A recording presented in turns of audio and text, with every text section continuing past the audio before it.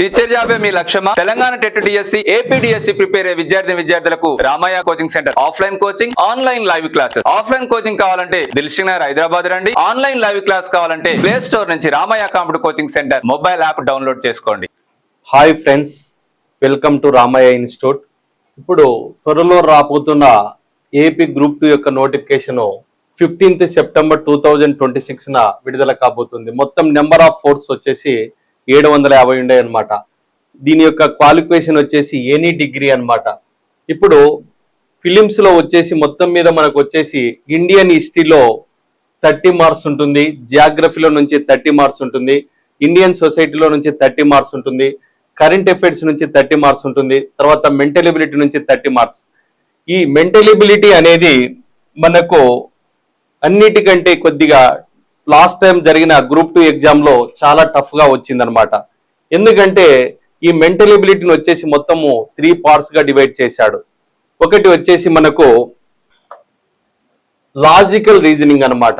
ఈ మెంటల్ ఎబిలిటీలో మొత్తం 30 మార్క్స్ ఉంటే ఆ మెంటల్ ఎబిలిటీలో లాజికల్ రీజనింగ్ అనేది దీంట్లో statement and assumptions, statement and arguments, statement and conclusions, statement and courses of actions అన్నమాట. అంటే మొత్తం మీద మనకు లాజికల్ రీజనింగ్ లో ఆర్గ్యుమెంట్స్ ఇచ్చాడు, అజంప్షన్ ఇచ్చాడు, కన్క్లూజన్స్ ఇచ్చాడు, కోర్స్ ఆఫ్ యాక్షన్స్, మొత్తం 4 టాపిక్స్ మనకు పెట్టాడు అనమాట లాజికల్ రీజనింగ్ లో. తర్వాత మెంటల్ ఎబిలిటీలో వచ్చేసి మనకు ఇక్కడ కొన్ని టాపిక్స్ ఇచ్చాడు, కానీ మనకు ఆ మెంటల్ ఎబిలిటీలో మనకు వచ్చేసి number series, letter series, odd men out, coding and decoding, problem of relations, shapes and their sub sections, కానీ మనకు డైరెక్షన్స్ మీద ప్రాబ్లమ్స్ ఇచ్చాడు. తర్వాత మనకు వచ్చేసి లాజికల్ వెన్ డయాగ్రామ్స్ మీద ప్రాబ్లమ్స్ ఇచ్చాడు. అంటే మెంటల్ ఎబిలిటీలో మనం ఏంటంటే 30కి 30 తెచ్చుకునే విధంగా ప్రిపేర్ కావాలంటే ఆ మెంటల్ ఎబిలిటీ రీజనింగ్ అనేది మొత్తం ఆల్ టాపిక్స్, క్యాలెండరు, క్లాక్, ప్రతి ఒక్క టాపిక్ ను చదవాలి. తర్వాత ఇక్కడ బేసిక్ న్యూమరసీలో వచ్చేసి నెంబర్ సిస్టము, తర్వాత order of magnitude, averages, ratio and proportions, percentages, simple and compound interest, time and work, time and distance, data analysis. Data analysis లో వచ్చేసి 4 మోడల్స్ ఉంటాయి అన్నమాట. ఒకటి tables, bar diagrams, line graph and pie chart అన్నమాట. ఇప్పుడు మనకు వచ్చేసి first logical reasoning మీద దీని మీద మనం వచ్చేసి ఇప్పుడు లాజికల్ రీజనింగ్ లో వచ్చేసి ఈ మెంటల్ ఎబిలిటీలో మొత్తం వచ్చేసి మనకు స్టేట్మెంట్ అజంప్షన్స్ ఉంటాయి అన్నమాట. స్టేట్మెంట్ అజంప్షన్స్ మీద కొన్ని ప్రాబ్లమ్స్ చేద్దాం. ఈ స్టేట్మెంట్ అజంప్షన్ అన్నమాట అంటే ఇప్పుడు ప్రకటనలు, ఊహలు అన్నమాట. అజంప్షన్స్ అంటే ఊహించడం అన్నమాట. అంటే స్టేట్మెంట్ అంటే ఒక ప్రకటన ఇస్తాడు, ఆ ప్రకటన ఏదైనా ఒక ప్రకటన ఇచ్చినప్పుడు దాని మీద మన ఊహలు అనేటువంటి ఎలా ఉంటాయి. అజంప్షన్స్ అంటే ఒకరొకరి ఊహ అనేది ఒక విధంగా ఉంటుంది అనమాట. ఈ స్టేట్మెంట్ అజంప్షన్స్ అనేది ఏమంటున్నాడంటే it is a faster to travel by air to Delhi from Bengaluru అంటున్నాడు. అంటే ఢిల్లీ నుంచి బెంగళూరు, అంటే ఇక్కడ it is faster to travel by air to Delhi from Bengaluru, అంటే బెంగళూరు నుంచి ఢిల్లీకి వెళ్ళడానికి విమాన మార్గంలో వేగవంతమైన ప్రయాణం కలిగి ఉంటుంది అంటున్నాడు. అంటే it is faster to travel by air to Delhi from Bengaluru, అంటే బెంగళూరు నుంచి ఢిల్లీకి వెళ్ళడానికి విమాన ప్రయాణం అనేది ఏంటి, వేగవంతమైన ప్రయాణం అన్నమాట. దానికి అజంప్షన్ ఏమనిస్తున్నా అంటే ఇక్కడ ఊహ అనేది మనకి ఏముందంటే Bengaluru and Delhi are connected by air, అంటే ఎప్పటికే కానీ బెంగళూరు నుంచి ఢిల్లీకి విమాన మార్గం ఉంది అని చెప్తున్నాడు అనమాట. అంటే కనెక్టెడ్ బై ఎయిర్ అంటే విమాన మార్గం అనేది అనుసంధానమైంది అంటున్నాడు. అంటే బెంగళూరు నుంచి ఢిల్లీకి విమాన మార్గం అయింది, అనుసంధానమైంది, కాబట్టి మనకు ఆ ఫాస్టర్ ట్రావెల్ అనేది ఉంటుందన్నమాట. ఇది ఫస్ట్ అజంప్షన్ అనేది మనకు కరెక్ట్ అనమాట. ఎందుకంటే ఇక్కడ స్టేట్మెంట్ ఏమి ఇచ్చినాడు, it is faster to travel by air to Delhi from Bengaluru అంటున్నాడు. అంటే బెంగళూరు నుంచి ఢిల్లీకి వెళ్ళడానికి విమాన మార్గం అనేది ఎందుకంటే ఫాస్ట్ కలిగినటువంటిది అంటున్నాడు. అంటే Bengaluru and Delhi are connected by air అంటున్నాడు. అంటే Bengaluru and Delhi are connected by air అంటే ఇప్పుడు బెంగళూరు నుంచి ఢిల్లీకి మనకు విమాన మార్గం అనేది అనుసంధానమైంది అంటున్నాడు. తర్వాత సెకండ్ అజంప్షన్ అనేది ఏమిచ్చాడు, there are no other means of transport available to Delhi from Bengaluru అంటున్నాడు. అంటే బెంగళూరు నుంచి ఢిల్లీకి వెళ్ళడానికి వేరే రవాణా మార్గాలు లేవు అంటున్నాడు. అంటే మనకు బెంగళూరు నుంచి ఢిల్లీకి వెళ్ళడానికి అనేకమైనటువంటి వేరే మార్గాలు ఉన్నాయి. కాబట్టి ఈ ఊహ అనేది తప్పనమాట. అంటే మనకు వచ్చేసి ఏమవుతుంది, ఫస్ట్ వన్ ఈజ్ ఫాలోస్ అన్నమాట. అర్థమైంది అందరికీ? అంటే స్టేట్మెంట్ అజంప్షన్ అనేది ఎప్పటికే కానీ ఎలా ఉంటుందంటే, ఒక ప్రకటన ఇచ్చినప్పుడు ఆ ప్రకటన మీద బేస్ చేసుకొని మనం ఊహించే విధానం అనేది పర్ఫెక్ట్ ఉండాలి. ఎందుకంటే సరి అయినది ఉండాలి. ఇక్కడ మనకి it is faster to travel by air to Delhi from Bengaluru అన్నప్పుడు, బెంగళూరు నుంచి ఢిల్లీకి వెళ్ళడానికి విమాన ప్రయాణం అనేది వేగవంతమైన ప్రయాణం అని చెప్తున్నాడు. అంటే స్టేట్మెంట్ అనేది దానికి అనుగుణంగానే మనం స్టేట్మెంట్ ఊహ అనేది ఉండాలి. ఇక్కడ Bengaluru and Delhi are connected to by air అంటే బెంగళూరు నుంచి ఢిల్లీకి వెళ్ళడానికి ఏమంటున్నాడు అక్కడ, కనెక్టెడ్ బై ఎయిర్ అంటున్నాడు. అంటే విమాన మార్గము అనుసంధానమైనది అంటున్నాడు. తర్వాత ఇక్కడ there are no other means of transport available to Delhi from Bengaluru అంటున్నాడు. అంటే ఇక్కడ available to Delhi from Bengaluru అంటే ఏమవుతుంది, బెంగళూరు టు ఢిల్లీకి ఏమంటున్నాడు, అదర్ ట్రాన్స్పోర్ట్ అనేది లేదు అంటున్నాడు. అంటే so many transports are there అనమాట. ఓకే, ఫస్ట్ వన్ వచ్చేసి ఏంటి, ఫస్ట్ వన్ ఈజ్ ఫాలోస్ అనమాట. స్టేట్మెంట్ వచ్చేసి even with the increase in the number of sugar factories in India we still continue to import sugar అంటున్నాడు. అంటే statement వచ్చేసి ఏమని ఇస్తున్నాడు ఇక్కడ, మన దేశంలో వచ్చేసి చక్కెర కర్మాగారాలు అనేటువంటివి అధికంగా ఉన్నాయి, కానీ మనము ఆ చక్కెరను దిగుమతి చేసుకుంటున్నాము అని చెప్తున్నాడు. ఏమని చెప్తున్నాడు ఇక్కడ, స్టేట్మెంట్ అనేది వచ్చేసి ఏంటి, even with the increase in the number of sugar factories అనమాట. అంటే ఇన్ ఇండియా అనమాట, so many sugar factories there అనమాట. తర్వాత we still continue to import sugar అనమాట. అంటే అయినా మనం ఏం చేస్తున్నాము, చక్కెరను దిగుమతి చేసుకుంటున్నాం. అంటే చక్కెర ఫ్యాక్టరీలు అధికంగా ఉన్నాయి, కానీ మనం చక్కెరను దిగుమతి చేసుకుంటున్నాం. అంటే అక్కడ మనకు ఏంటి ప్రాబ్లం ఏంటి, ఆ చక్కెర ఫ్యాక్టరీలు అనేటువంటి ఉన్నా మనం చక్కెరను దిగుమతి చేసుకుంటున్నాం అంటున్నాడు. ఫస్ట్ ఏమంటున్నాడు, the consumption of sugar per capita has increased in India. మన భారతదేశంలో పర్ క్యాపిటా అంటే తలసరి వినియోగం అనేది, తలసరి షుగర్ వినియోగం అనేది అధికంగా ఉంది అని చెప్తున్నాడు. అంటే first the consumption of sugar per capita has increased in India. అంటే ఎప్పటికే కానీ తలసరి అంటే మన ఒక తలసరి అనేది వినియోగం అనేది చాలా ఎక్కువగా ఉంది అంటున్నాడు. అంటే the consumption of sugar per capita has increased in India అంటే మన భారతదేశంలో తలసరి వచ్చేసి చక్కెర వినియోగం అధికంగా ఉంది అని చెప్తున్నాడు. అంటే ఒక తలకు వచ్చేసి చాలా చక్కెరను ఉపయోగిస్తున్నారు అని చెప్తున్నాడు. కాబట్టి మనకి ఏమవుతుందంటే, మనకు మన దేశంలో ఉండే చక్కెర తక్కువైపోయి మనం ఏం చేస్తున్నాము, మళ్ళీ వేరే కంట్రీస్ నుంచి మళ్ళా షుగర్ ను మనం దిగుమతి చేసుకుంటున్నాం. తర్వాత the consumption of sugar per capita has increased in India అంటే కంపల్సరిగా మనకి ఏమవుతుంది, మన భారతదేశంలో per capita has increased in India అంటే ఏమవుతుంది, the consumption of sugar per capita అనేది ఎక్కువగా ఉంది, కాబట్టి మనం దాన్ని కంపల్సరిగా దిగుమతి చేసుకోవాలని చెప్తున్నాడు. తర్వాత many of the factories are not in a position to produce sugar to their fullest capacity. అంటే మన దేశంలో ఉండే చక్కెర ఫ్యాక్టరీలన్నీ సరైన సామర్థ్యంతో పనిచేయడం లేదు అని చెప్తున్నాడు. అంటే అన్ని చక్కెర ఫ్యాక్టరీలలో సరైన సామర్థ్యంతో పనిచేస్తే మనకి ఏమయ్యేది, కంపల్సరిగా మనకు చక్కెరను దిగుమతి చేసుకునే అవసరం లేకపోయేది.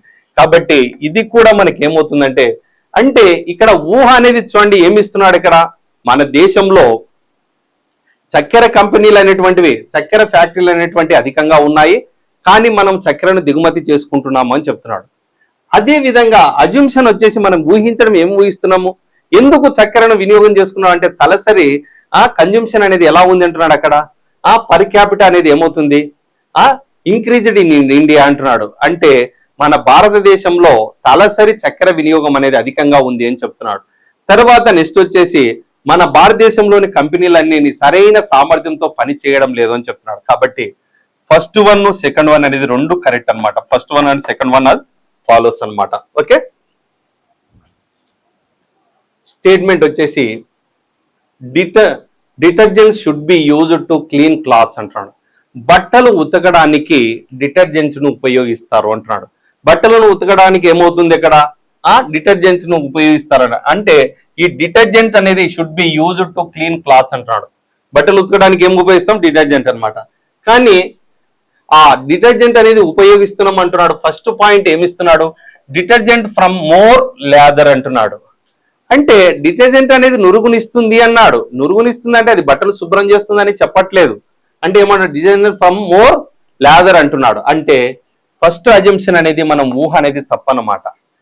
తర్వాత design help to dislodge grease and dirt అనమాట. అంటే మురికిని జిడ్డును తొలగిస్తుంది అని చెప్తున్నాడు. అంటే ఫస్ట్ స్టేట్మెంట్, ఈ స్టేట్మెంట్ కి అనుగుణంగా ఏది మనకు అజంప్షన్ అనేది కరెక్ట్ అవుతుంది. ఇక్కడ చూడండి, ఫస్ట్ స్టేట్మెంట్ ఏముంది, detergents should be used to clean clothes అన్నాడు. అంటే డిటర్జెంట్స్ ఫ్రమ్ మోర్ లాదర్ అన్నాడు. అంటే ఆ డిటర్జెంట్స్ నుంచి ఎక్కువ నురుగు వస్తుంది అని చెప్తున్నాడు. అంటే ఎక్కువ నురుగు వస్తుంది అనేది ఊహ కాదది. ఎందుకంటే ఆ డిటర్జెంట్ అనేది నురుగు వస్తుంది, కానీ దానివల్ల మనకి ఏమి ఇచ్చినాడు, క్లీన్ క్లాత్స్ అంటున్నాడు. ఆ డిటర్జెంట్ అనేది దేనికి ఉపయోగపడుతుంది అంటున్నాడు, బట్టలను వాష్ చేయడానికి ఉపయోగపడుతుంది అని చెప్తున్నాడు. అంటే detergent help to dislodge grease and డట్ అన్నమాట. అంటే ఈ మురికిని మరియు జిడ్డును తొలగిస్తుంది అని చెప్తున్నాడు. అంటే ఓన్లీ సెకండ్ వన్ అనేది కరెక్ట్ అవుతుంది అనమాట. అంటే ఆ స్టేట్మెంట్ కు అనుగుణంగా ఊహ అనేది ఉండాలి. ఎప్పటికే కానీ ఊహ అనేది మనం ఎలా ఉండాలి అంటే పర్ఫెక్ట్ ఊహించాలి. పర్ఫెక్ట్ వచ్చేసి అజంప్షన్ అనేది ఉండాలి. అప్పుడే మనం చేసే క్వశ్చన్స్ అనేది కరెక్ట్ అయితాను. చాలా ఈజీగా ఉంటుంది మీరు ఈ అజంప్షన్ అనేది. తర్వాత నెక్స్ట్ వచ్చేసి ఏంటి, statement the government has decided to pay compensation to the time of 1 lakh rupee to the family members of those who are killed in railway accident అన్నమాట.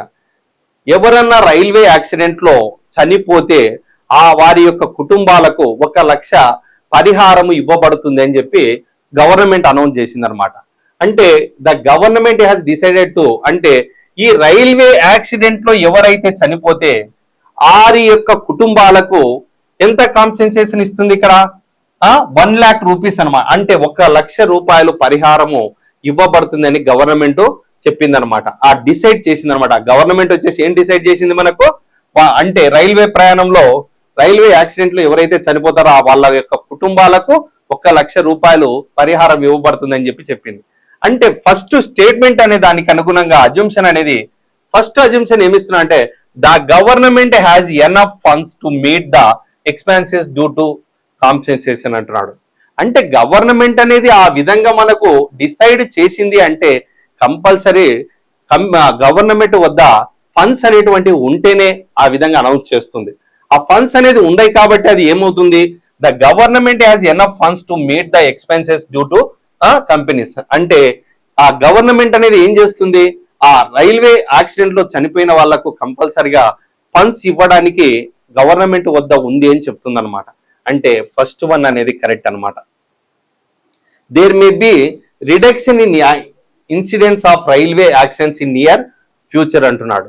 అంటే ఈ విధంగా 1 లక్ష రూపాయలు ఇస్తాను అని పరిహారం ఇస్తామని చెప్తే there may be reduction in incidents of railway accidents in near future. అంటే ఫ్యూచర్ లో రైల్వే యాక్సిడెంట్లు తగ్గుతాయని చెప్తున్నాడు. దానికి దీనికి సంబంధం లేదనమాట. అంటే రైల్వే యాక్సిడెంట్లు అనేది ఫ్యూచర్ లో తగ్గుతాయంటే 1 లక్ష రూపాయలు ఇస్తారంటే ఎవరైనా యాక్సిడెంట్లు తగ్గిపోతాయా? కాబట్టి ఇది అజంప్షన్ అనేది తప్పనమాట.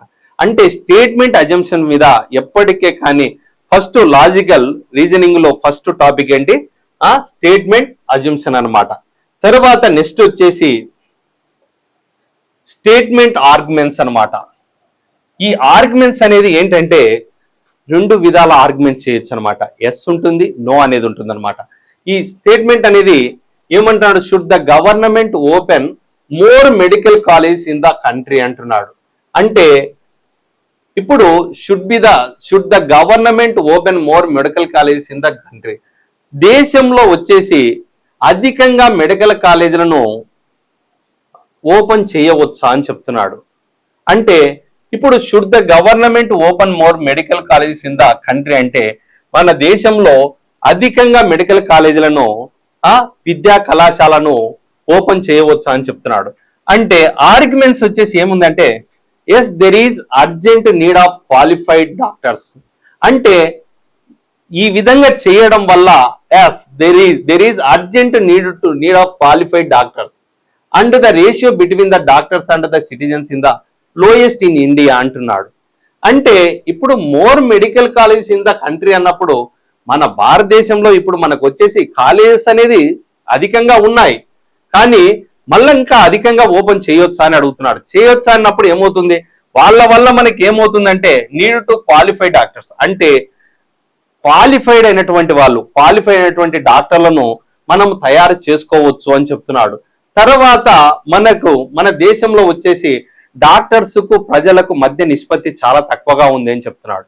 అంటే అసలైన పాయింట్ అనేది కాలేజీలను ఆర్గ్యుమెంట్ అనేది మనం ఎలా ఉండాలి అంటే, మన వృత్తి విద్య ఇక్కడ మెడికల్ కాలేజ్ని ఓపెన్ చేయాలి అంటే ఆ మెడికల్ కాలేజ్ని చేసి ఇంప్రూవ్మెంట్ చేయడం కాదు, ఉన్న మెడికల్ కాలేజీలనే మనం ఏం చేయాలి, ఆ ఎక్కువ క్వాలిఫై ఎడ్యుకేషన్ ఇచ్చి మంచిగా ఇంప్రూవ్మెంట్ చేయాలనేది సెకండ్ స్టేట్మెంట్ చెప్తున్నాడు. No, the government should ensure quality education అన్నమాట. అంటే ఆ గవర్నమెంట్ అనేది ఉన్న కాలేజీలకే క్వాలిటీ ఎడ్యుకేషన్ ఇచ్చి existing medical colleges of majority of the colleges అన్నమాట. అంటే ఆ ఉన్న కాలేజీలకే ఆ క్వాలిటీ ఎడ్యుకేషన్ ఇచ్చి మంచి యొక్క ఆ విద్య డాక్టర్లను మెడికల్ కాలేజీ నుంచి మంచి డాక్టర్లను తయారు చేయవచ్చు అని చెప్తుంది. అంటే ఇక్కడ ఏంటి మనకు వచ్చేసి first should the government open more medical colleges in the country, అంటే ఆ మెడికల్ కాలేజీలను ఎక్కువ ఓపెన్ చేయవచ్చా అని అడుగుతుంది.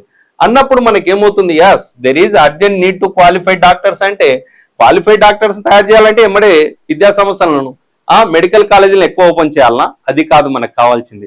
ఆ మెడికల్ కాలేజీలని క్వాలిఫై ఎడ్యుకేషన్ ఇచ్చి దానివల్ల మనము ఆ ఉన్న medical colleges of majority of the colleges అన్నమాట లాక్ నెసెసరీ ఇన్ఫ్రాస్ట్రక్చర్, ఆ ఇన్ఫ్రాస్ట్రక్చర్ అనేది పర్ఫెక్ట్ గా ఉంచి ఆ కాలేజీలను నడిపితే ఖచ్చితంగా మనము అది చేయాల్సిన అవసరం లేదు అని చెప్తున్నాడు. అంటే ఏమవుతుంది అక్కడ మనకు స్టేట్మెంట్ ఆర్గ్యుమెంట్స్ అనేది, no the government should ensure quality education in the existing medical colleges of majority of the colleges అన్నమాట లాక్ నెసెసరీ ఇన్ఫ్రాస్ట్రక్చర్, ఆ ఇన్ఫ్రాస్ట్రక్చర్ అనేది సరిగా ఉండి ఆ మెడికల్ కాలేజీని క్వాలిటీ ఎడ్యుకేషన్ ఇచ్చి నడిపితే దానివల్ల మంచి డాక్టర్లను పొందవచ్చు అని చెప్తున్నారు అన్నమాట.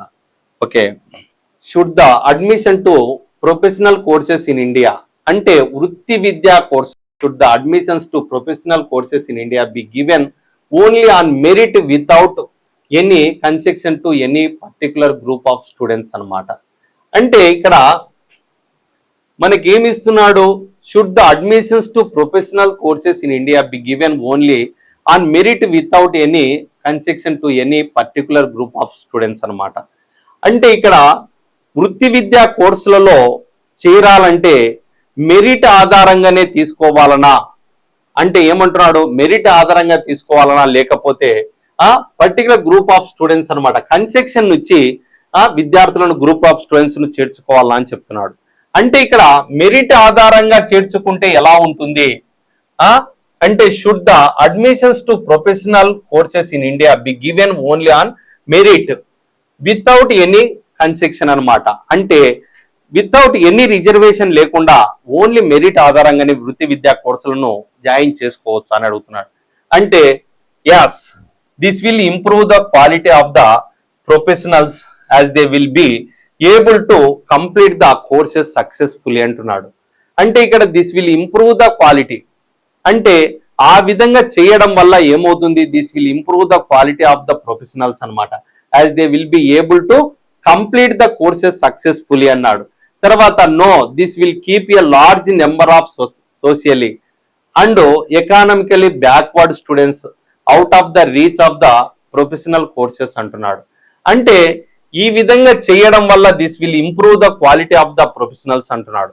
అంటే ఈ విధంగా చేయడం వల్ల మనకి ఏమవుతుంది, ఆ మెరిట్ లేకుండా చేర్చుకోవడం వల్ల ఆ మెరిట్ ఆధారంగా డైరెక్ట్ గా వితౌట్ ఎనీ కన్సెషన్ లేకుండా, అంటే ఎటువంటి రిజర్వేషన్ లేకుండా జాయిన్ చేసుకుంటే మనకి ఏమవుతుంది, కోర్స్ ఆఫ్ సక్సెస్ఫుల్లీ అంటున్నాడు. అంటే this will improve the quality of the professionals అన్నమాట. అంటే వృత్తి విద్యా కోర్సుల్లో ప్రఖ్యాతి గాంచిన వాళ్ళు, అంటే క్వాలిటీ ఆఫ్ ద ప్రొఫెషనల్స్ అనే వాళ్ళు వస్తారు అని చెప్తున్నాడు. తర్వాత no this will keep a large number of socially and economically backward students out of the reach of the professional courses అంటున్నాడు. అంటే ఇక్కడ మనకు వచ్చేసి ఏమవుతుంది, ఆ విధంగా మెరిట్, అంటే మెరిట్ ప్రకారంగా తీసుకుంటే బ్యాక్వర్డ్ స్టూడెంట్స్ అనే వాళ్ళు, అంటే ఇక్కడ మనకు వచ్చేసి ఏమవుతుంది, ఇక్కడ ఎకానమీ అంటే social and economically backward students అంటే వెనకబడిన తరగతికి చెందినటువంటి విద్యార్థులు చాలా మంది నష్టపోతారు అని చెప్తుంది. అంటే ఇక్కడ ఆర్గ్యుమెంట్ అనేది ఫస్ట్ వన్ కరెక్టే, సెకండ్ వన్ కూడా కరెక్టే అనమాట. ఎందుకంటే this will improve the quality of the professionals as they will be able to complete the courses successfully అంటున్నాడు. No, this will keep a large number of socially and economically backward students అనమాట out of the reach of the professional courses అనమాట. అంటే ఇక్కడ మనకు వచ్చేసి merit ఆధారంగా students ను మనం జాయిన్ చేసుకుంటే, అంటే ఇక్కడ మెరిట్ ఆధారంగా మనకు స్టూడెంట్స్ జాయిన్ చేసుకుంటే మనకు వచ్చేసి అంటే ఎక్కడ కన్సెక్షన్ అనేది అంటే ఏమవుతుంది, ఆ కన్సెక్షన్ అనేది ఏమవుతుంది వితౌట్ ఎనీ కన్సెక్షన్, అంటే ఎటువంటి యొక్క రిజర్వేషన్స్ లేకుండా స్టూడెంట్స్ ను జాయిన్ చేసుకోవచ్చా, చేసుకుంటే ఏమవుతుంది, ఆ చేసుకోవడం వల్ల ఏమవుతుంది, క్వాలిటీ ఆఫ్ ద ప్రొఫెషనల్స్ వస్తారు అని చెప్తుంది. అది ఆర్గ్యుమెంట్ అనేది ఫస్ట్ వన్ కరెక్టే. సెకండ్ వన్ వచ్చేసి ఏమవుతుంది అంటే ఆ విధంగా చేయడం వల్ల ఏమవుతుంది, no, this will keep a large number of socially and economically backward caste, అంటే వెనుకబడిన తరగతికి చెందినటువంటి వాళ్ళు చాలా నష్టపోతారు అని చెప్తుంది అనమాట. అంటే ఆ ప్రొఫెషనల్ కోర్సెస్ లో చేరలేరు అని చెప్తుంది అనమాట. అంటే ఇక్కడ ఫస్ట్ వన్ కరెక్ట్ అవుతుంది, సెకండ్ వన్ కూడా కరెక్ట్ అవుతుంది అనమాట. ఇప్పుడు statement, should agriculture in rural India be mechanised అంటున్నాడు. అంటే వ్యవసాయాన్ని యంత్రాలతో యంత్ర పనిముట్లతో చేయడం వల్ల మంచి జరుగుతుందా అని అడుగుతుంది అనమాట. Should agriculture in rural India be mechanised అంటున్నాడు. అంటే ఆ మెకానైజ్డ్ అంటే యంత్ర సహాయంతో చేయడం వల్ల యాంత్రీకరించడం వల్ల అనమాట. అంటే should agriculture in rural India అంటే ఇప్పుడు గ్రామీణ ప్రాంతాలలో యంత్రాల ద్వారా వ్యవసాయం చేయడం వల్ల ఎలాంటి పరిస్థితులను ఎదుర్కొంటారు అని అంటున్నాడు స్టేట్మెంట్. ఆర్గ్యుమెంట్ వచ్చేసి as it would lead to higher productions అంటున్నాడు. ఆ విధంగా చేయడం వల్ల ఏమవుతుందంటే మనము హయ్యర్ ప్రొడక్షన్ అనమాట, అంటే ఎక్కువగా ప్రొడక్షన్ ను తయారు చేసుకోవచ్చు అని చెప్తున్నాడు. అంటే ఇప్పుడు మనకు వచ్చేసి ఏమవుతుందంటే యంత్రాల ద్వారా చేసేది ఇప్పుడు 10 మంది కూలీలు పట్టేది మనం యంత్రం ద్వారా ఒక్క యంత్రంతోనే తయారు చేసుకోవచ్చు అనమాట. ఆ విధంగా as it would lead to higher production అంటున్నాడు. తర్వాత నెక్స్ట్ ఏమంటున్నాడు, no, many villagers would be left unemployed అంటున్నాడు. అంటే ఇక్కడ మనకు వచ్చేసి ఆ యంత్రాల ద్వారా చేయడం వల్ల మనకి ఏమవుతుందంటే as it would lead to higher production అన్నాడు. తర్వాత no, many villagers would be left unemployed, అంటే ఆ విధంగా చేయడం వల్ల గ్రామీణ ప్రాంతాలలో ఉన్న ప్రజలు చాలా నష్టపోతారు, అన్ఎంప్లాయ్మెంట్ ఏర్పడుతుంది అని చెప్తున్నాడు. అంటే ఆర్గ్యుమెంట్స్ అనేది ఫస్ట్ వన్ కరెక్ట్ అవుతుంది, సెకండ్ వన్ కరెక్ట్ అవుతుంది, కానీ కొన్నిట్లో మనకి ఏమి ఇచ్చాడంటే ఫస్ట్ వన్ స్టేట్మెంట్ మాత్రమే కరెక్ట్, నో మెనీ విలేజర్స్, కానీ పర్ఫెక్ట్ గా అంటే మనకి ఏమవుతుంది as it would lead to higher production అనమాట. తర్వాత no many villagers would be left unemployed అనమాట. ఆ యంత్రాల ద్వారా చేయడం వల్ల మనకి ఏమవుతుంది, చాలా మంది గ్రామస్తులు ఏమైపోతారంటే నిరుద్యోగులు అయిపోతారనమాట. వాళ్ళకి ఎలాంటి ఉపయోగాలు ఉండకుండా అయిపోతాయి అనమాట, పనులు దొరకకుండా అయిపోతాయి అనమాట. అంటే should agriculture in rural India be mechanised అన్నాడు. అంటే యంత్రాల ద్వారా చేయడం వల్ల ఆ రూరల్ అగ్రికల్చర్ అనేది రూరల్ ఇండియాలో గ్రామీణ ప్రాంతాలలో ఎలాంటి పరిస్థితులు ఎదుర్కొంటారంటే yes it would lead to higher production. ఆ విధంగా చేయడం వల్ల కంపల్సరీ హయ్యర్ ప్రొడక్షన్ అనేది వస్తుంది. తర్వాత ఆ విధంగా చేయడం వల్ల కూడా మనకి ఏమవుతుందంటే చాలా మంది గ్రామ ప్రజలు నష్టపోతారని చెప్తున్నాడు. అంటే ఆ స్టేట్మెంట్ అనేది ఆర్గ్యుమెంట్స్ అనేది మనకి ఎలా ఉంటుందంటే ఒకటి గుర్తుపెట్టుకోండి, స్టేట్మెంట్ అజంప్షన్ కు స్టేట్మెంట్ ఆర్గ్యుమెంట్స్ అనేది చాలా డిఫరెన్స్ ఉంటుంది. ఆర్గ్యుమెంట్ అనేది ఎలా ఉంటదంటే అది ఊహకు అందకుండా ఆర్గ్యుమెంట్ చేయడం అనమాట. యాస్ ఇదే కరెక్ట్, ఇదే తప్పు అని, అది ఆర్గ్యుమెంట్స్ అనమాట. ఊహ అంటే మన మైండ్ లో ఊహించుకోవడం అనమాట, ఈ విధంగా జరిగితే ఈ విధంగా ఉంటుందా అనేది. ఇక మీకు అందరికీ తెలుసు ఈ స్టేట్మెంట్ కన్క్లూజన్స్ నుంచి మనకి ఎస్ఐ కానిస్టేబుల్లో 5 క్వశ్చన్స్ వస్తున్నాయి. చాలా ఇంపార్టెంట్ టాపిక్ అనమాట స్టేట్మెంట్ కన్క్లూజన్స్ అనమాట. ఈ స్టేట్మెంట్ కన్క్లూజన్ అనేది చాలా వెరీ వెరీ ఇంపార్టెంట్ టాపిక్ అనమాట. ఈ స్టేట్మెంట్ కన్క్లూజన్స్ లో వచ్చేసి స్టేట్మెంట్ కన్క్లూజన్ అనేది మొత్తము 4 టైప్స్ ఉంటుంది అనమాట. Universal affirmative proposition, universal negative proposition, particular affirmative proposition, particular negative. అంటే ఈ స్టేట్మెంట్ కన్క్లూజన్స్ అనమాట. ఇప్పుడు స్టేట్మెంట్ కంటైన్స్ అనమాట 2 నౌన్స్ అనమాట.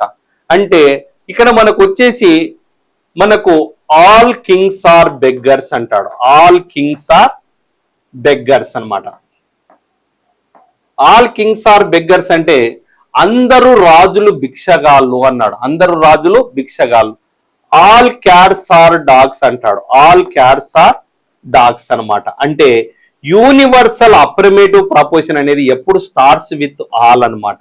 యూనివర్సల్ అప్రమేటివ్ ప్రపోజిషన్ అనేది ఏమవుతుంది, if the proposition with starts with all అన్నమాట. అంటే ఎప్పటికే కానీ స్టేట్మెంట్ కన్క్లూజన్స్ ఆర్ 4 టైప్స్ అన్నమాట. ఫస్ట్ వన్ వచ్చేసి ఏంటి, యూనివర్సల్ అప్రమేటివ్ ప్రపోజిషన్ అన్నమాట.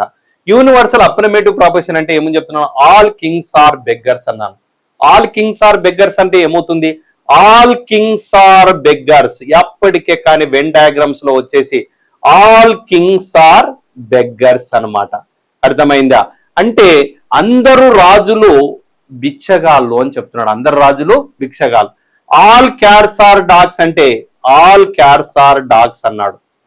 ఆల్ క్యాట్స్ అనేది ఏమవుతుంది, ఆల్ క్యాట్స్ అంటే అన్ని పిల్లులు కుక్కలు అంటున్నాడు. అన్ని పిల్లులు కుక్కలు. ఎప్పటికే కానీ యూనివర్సల్ అప్రమేటివ్ ప్రపోజిషన్ అనేది ఎప్పుడు మనం ఎలా సూచించాలి, ఆల్ అనేది ఎప్పటికే కానీ కాన్సెంట్రిక్ సర్కిల్లో ఉండాలి. ఎలా ఉండాలి, కాన్సెంట్రిక్ సర్కిల్స్ లో ఉండాలి. తర్వాత నెక్స్ట్ వచ్చేసి యూనివర్సల్ నెగటివ్ ప్రపోజిషన్ అన్నమాట. Starts with if the proposition starts with no అన్నమాట. If the proposition starts with no అన్నమాట. అంటే నో కింగ్స్ ఆర్ బెగ్గర్స్ అన్నమాట. నో కింగ్స్ ఆర్ బెగ్గర్స్ అన్నమాట. అంటే నో కింగ్స్ ఆర్ బెగ్గర్స్ అంటే రాజులు భిక్షగాళ్ళు కాదు. అంటే రాజులు భిక్షగాళ్ళు కాదన్నప్పుడు రాజులు కింగ్స్ వేరు, బెగ్గర్స్ వేరు అన్నమాట. అంటే నో కింగ్స్ ఆర్ బెగ్గర్స్ అంట. నో కింగ్స్ ఆర్ బెగ్గర్స్ అన్నమాట. ఎప్పటికే కానీ రెండు సర్కిల్స్ అనేది ఎలా ఉండాలి, ఇంటర్సెక్టింగ్ లేకుండా ఎప్పటికే కానీ సపరేట్ సర్కిల్స్ ఉండాలి. అంటే no kings are beggars. All kings అన్నప్పుడు ఎప్పటికే కానీ ఏమవుతుంది, ఆల్ కింగ్స్ అనేది కాన్సెంట్రిక్ సర్కిల్స్ అయి ఉండాలి. అర్థమైందా? నో కింగ్స్ ఆర్ బెగ్గర్స్ అంటే ఏంటి, సపరేట్ సర్కిల్స్ అన్నమాట. తర్వాత నెక్స్ట్ వచ్చేసి పర్టికులర్ అప్రమేటివ్ ప్రపోజిషన్ అన్నమాట. Particular affirmative proposition. ఈ పర్టికులర్ అప్రమేటివ్ ప్రపోజిషన్ అనేది ఎప్పటికే కానీ స్టార్ట్స్ విత్ సమ్ అన్నమాట. Starts with some. ఇప్పుడు స్టార్ట్స్ విత్ సమ్ అంటే మనకి ఏమొస్తుంది ఇక్కడ, ఇప్పుడు పర్టికులర్ అప్రమేటివ్ ప్రపోజిషన్ అన్నమాట. ఈ పర్టికులర్ అప్రమేటివ్ ప్రపోజిషన్ అనేది స్టార్ట్స్ విత్ సమ్ అని చెప్తున్నాను. అంటే if the logical proposition starts with some అంటే సమ్ క్యాట్స్ ఆర్ డాగ్స్ అన్నమాట. Some cats are dogs. Some cats are dogs అన్నప్పుడు సమ్ అంటే కొన్ని పిల్లులు కుక్కలు. ఎప్పటికే కానీ సమ్ అనే పదం వచ్చినప్పుడు ఇంటర్సెక్టింగ్ పార్ట్ అనేది తీసుకోవాలి. ఏం తీసుకోవాలి, ఇంటర్సెక్టింగ్. అంటే సమ్ క్యాట్స్ ఆర్ డాగ్స్ అన్నమాట. దీన్నే ఇంటర్సెక్టింగ్ సర్కిల్స్ అంటారు. ఏమంటారు, ఇంటర్సెక్టింగ్ సర్కిల్స్ అన్నమాట. అంటే particular affirmative proposition starts with some అన్నమాట. లాస్ట్ వన్ వచ్చేసి ఏంటంటే పర్టికులర్ నెగటివ్ ప్రపోజిషన్ అన్నమాట. Particular negative proposition. ఈ పర్టికులర్ నెగటివ్ ప్రపోజిషన్ అనేది starts with some or followed by not అన్నమాట. Or followed by not. అంటే if a logical proposition starts with some or followed by not అంటే some cats are not dogs అన్నమాట. Some cats are not dogs అన్నమాట. అంటే some cats are not dogs అంటే కూడా మనకి ఏమవుతుంది, some cats are not dogs అంటున్నాడు. అంటే ఆ సమ్ క్యాట్స్ అనేటువంటి డాగ్స్ కు ఎలాంటి సంబంధం లేదు. అంటే some cats are not dogs అంటున్నాడు. అంటే మనకు వచ్చేసి particular negative proposition, particular affirmative proposition, తర్వాత నెక్స్ట్ వచ్చేసి universal affirmative proposition, universal negative proposition అటువంటి మొత్తము 4 టైప్స్ ఉంటాయి అన్నమాట. ఇప్పుడు మనకు వచ్చేసి ఫస్ట్ స్టేట్మెంట్ వచ్చేసి ఆల్ బ్రాంచెస్ ఆర్ ఫ్లవర్స్ అన్నాడు. All branches are flowers. ఒక్కసారి అందరూ జాగ్రత్తగా చూడండి. ఆల్ బ్రాంచెస్ ఆర్ ఫ్లవర్స్ అన్నాడు. అన్ని కొమ్మలు పుష్పాలు అని చెప్తున్నాడు. ఆల్ బ్రాంచెస్ ఆర్ ఫ్లవర్స్ అంటే ఆల్ బ్రాంచెస్ ఆర్ ఫ్లవర్స్ అన్నాడు. ఆల్ బ్రాంచెస్ ఆర్ ఫ్లవర్స్ అన్నమాట. అంటే అన్ని కొమ్మలు పుష్పాలు అన్నాడు. బ్రాంచెస్ లో ఫ్లవర్స్ లో ఏంటి ఉన్నాయి, బ్రాంచెస్ ఉన్నాయన్నమాట. తర్వాత నెక్స్ట్ ఏమన్నాడు, ఆల్ ఫ్లవర్స్ ఆర్ లీవ్స్ అన్నాడు. ఆల్ ఫ్లవర్స్ ఆర్ లీవ్స్ అన్నమాట. ఇప్పుడు ఆల్ అనేది ఎప్పటికే కానీ మనకి ఏమవుతుంది, ఇప్పుడు all flowers are leaves, all branches are leaves, all branches are flowers అన్నమాట. ఫస్ట్ ఏమన్నాడు, all branches are leaves, all branches are leaves. ఇప్పుడు అన్ని కొమ్మలు అనేటువంటివి ఆకులు అన్నాడు, లీవ్స్ అన్నమాట. అంటే ఫస్ట్ కన్క్లూజన్ అనేది మనకు కరెక్ట్ అవుతుంది అనమాట. ఎందుకంటే ఆల్ బ్రాంచెస్ ఆర్ లీవ్స్ అన్నమాట. తర్వాత ఆల్ లీవ్స్ ఆర్ బ్రాంచెస్ అన్నాడు. ఎప్పటికే కానీ ఆల్ లీవ్స్ ఆర్ బ్రాంచెస్ అనేది, లీవ్స్ లో బ్రాంచెస్ ఉన్నాయి కానీ బ్రాంచెస్ లో లీవ్స్ లేవు కదా, కాబట్టి సెకండ్ స్టేట్మెంట్ అనేది తప్పనమాట. స్టేట్మెంట్ కన్క్లూజన్ అనేది అర్థం చేసుకుంటే చాలా ఈజీగా చేయొచ్చు. ఆల్ ఫ్లవర్స్ ఆర్ బ్రాంచెస్ అన్నాడు, ఆల్ ఫ్లవర్స్ ఆర్ బ్రాంచెస్. ఇది కూడా ఆల్ బ్రాంచెస్ ఆర్ ఫ్లవర్స్ అవుతుంది కానీ ఆల్ ఫ్లవర్స్ ఆర్ బ్రాంచెస్ ఎలా అవుతుంది, కాబట్టి ఇది కూడా తప్పనమాట. తర్వాత సమ్ లీవ్స్ ఆర్ బ్రాంచెస్ అన్నాడు, సమ్ లీవ్స్ ఆర్ బ్రాంచెస్. ఎందుకంటే కంపల్సరిగా బ్రాంచెస్ అనేది లీవ్స్ లో ఉన్నాయి కాబట్టి compulsory some leaves are branches అనేది అవుతుంది. కాబట్టి ఎప్పటికే కానీ ఒకటే గుర్తుపెట్టుకోండి, ఆల్ అనే పదం ఉన్నప్పుడు కంపల్సరిగా ఆల్ బ్రాంచెస్, ఇప్పుడు for example all branches are flowers అనేది ఉందంటే దాన్ని ఆల్ బ్రాంచెస్ ఆర్ ఫ్లవర్స్ రాసుకోవచ్చు, సమ్ బ్రాంచెస్ ఆర్ ఫ్లవర్స్ రాసుకోవచ్చు, సమ్ ఫ్లవర్స్ ఆర్ బ్రాంచెస్ రాసుకోవచ్చు. అంటే సమ్ అనేది ఎప్పటికే కానీ సబ్జెక్టును ప్రిడికేట్ గాను ప్రిడికేట్ను ఇంటర్చేంజ్ చేసుకోవచ్చు అనమాట. అంటే compulsory some branches are leaves అవుతుంది, సమ్ లీవ్స్ ఆర్ బ్రాంచెస్ అవుతుంది, సమ్ ఫ్లవర్స్ ఆర్ లీవ్స్ అవుతుంది, సమ్ లీవ్స్ ఆర్ ఫ్లవర్స్ అవుతుంది. అంటే సమ్ లీవ్స్ ఆర్ బ్రాంచెస్ అనేది కరెక్ట్ అనమాట. అంటే ఇక్కడ స్టేట్మెంట్ కన్క్లూజన్ అనేది ఏమవుతుంది, కన్క్లూజన్ 1 and 4 ఫాలోస్ అనమాట. అంటే అందరికి అర్థమైంది కదా, ఆల్ బ్రాంచెస్ ఆర్ ఫ్లవర్స్ అన్నాడు, all branches are flowers, all flowers are leaves. అంటే ఇక్కడ అన్ని కొమ్మలు అనేటువంటివి పుష్పాలు అని చెప్తున్నాడు. తర్వాత అన్ని పుష్పాలు అనేటువంటివి అన్ని ఆకులు అని చెప్తున్నాడు. అంటే ఆకులలో పుష్పాలు ఉన్నాయి, తర్వాత కొమ్మలు ఉన్నాయి అన్నమాట. అంటే ఎప్పటికే కానీ ఆల్ బ్రాంచెస్ ఆర్ ఫ్లవర్స్ అవుతుంది, ఆల్ బ్రాంచెస్ ఆర్ లీవ్స్ అవుతుంది. All branches are leaves correct, all leaves are not branches అన్నమాట. కాబట్టి ఓన్లీ స్టేట్మెంట్ కన్క్లూజన్ అనేది ఏమవుతుంది, స్టేట్మెంట్ కన్క్లూజన్ 1 కరెక్ట్, 4 కరెక్ట్. తర్వాత చూడండి ఇక్కడ ఆల్ పొలిటీషియన్స్ ఆర్ ఆనెస్ట్ అంటున్నాడు, అందరూ రాజకీయ నాయకులు నిజాయితీ పరులు అంటున్నాడు. ఆల్ ఆనెస్ట్ ఆర్ ఫెయిడ్స్ అన్నమాట, అందరూ నిజాయితీ పరులు ఏమంటున్నారు, అందమైన వారు అంటున్నాడు. అంటే ఆల్ పొలిటీషియన్స్ ఆర్ ఆనెస్ట్ అంటే కమ్మడే all politicians are honest, all honest are fairs అన్నాడు, ఫెయిడ్స్ అయిపోయా పొలిటీషియన్స్. ఇప్పుడు చెప్పండి, some honest are politicians, some honest are politicians correct, conclusion 1 correct. No honest is politicians, no అనే పదమే దీంట్లో ఉండదు. తర్వాత some fairs are politicians, some fairs are politicians చెప్పాను కదా, ఎప్పటికే కానీ ఈ రెండింటికి సమ్ అనే రిలేషన్ ఉంటుంది అని చెప్పాను.